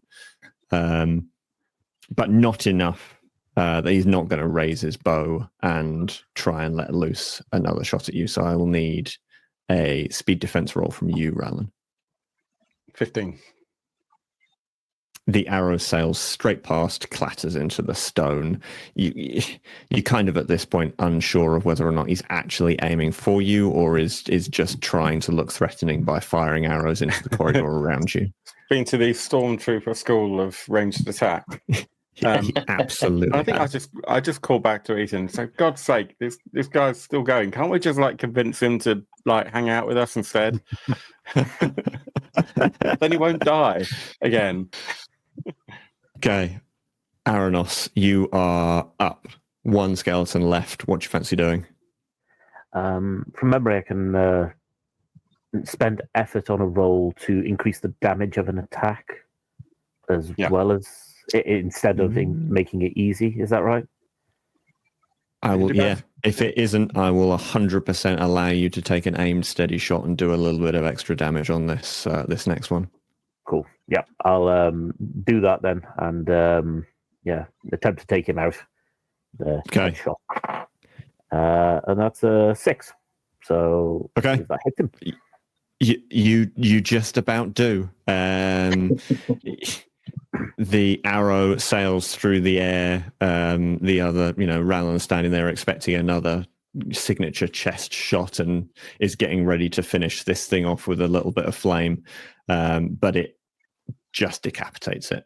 Goes straight through the spine at the base of the skull.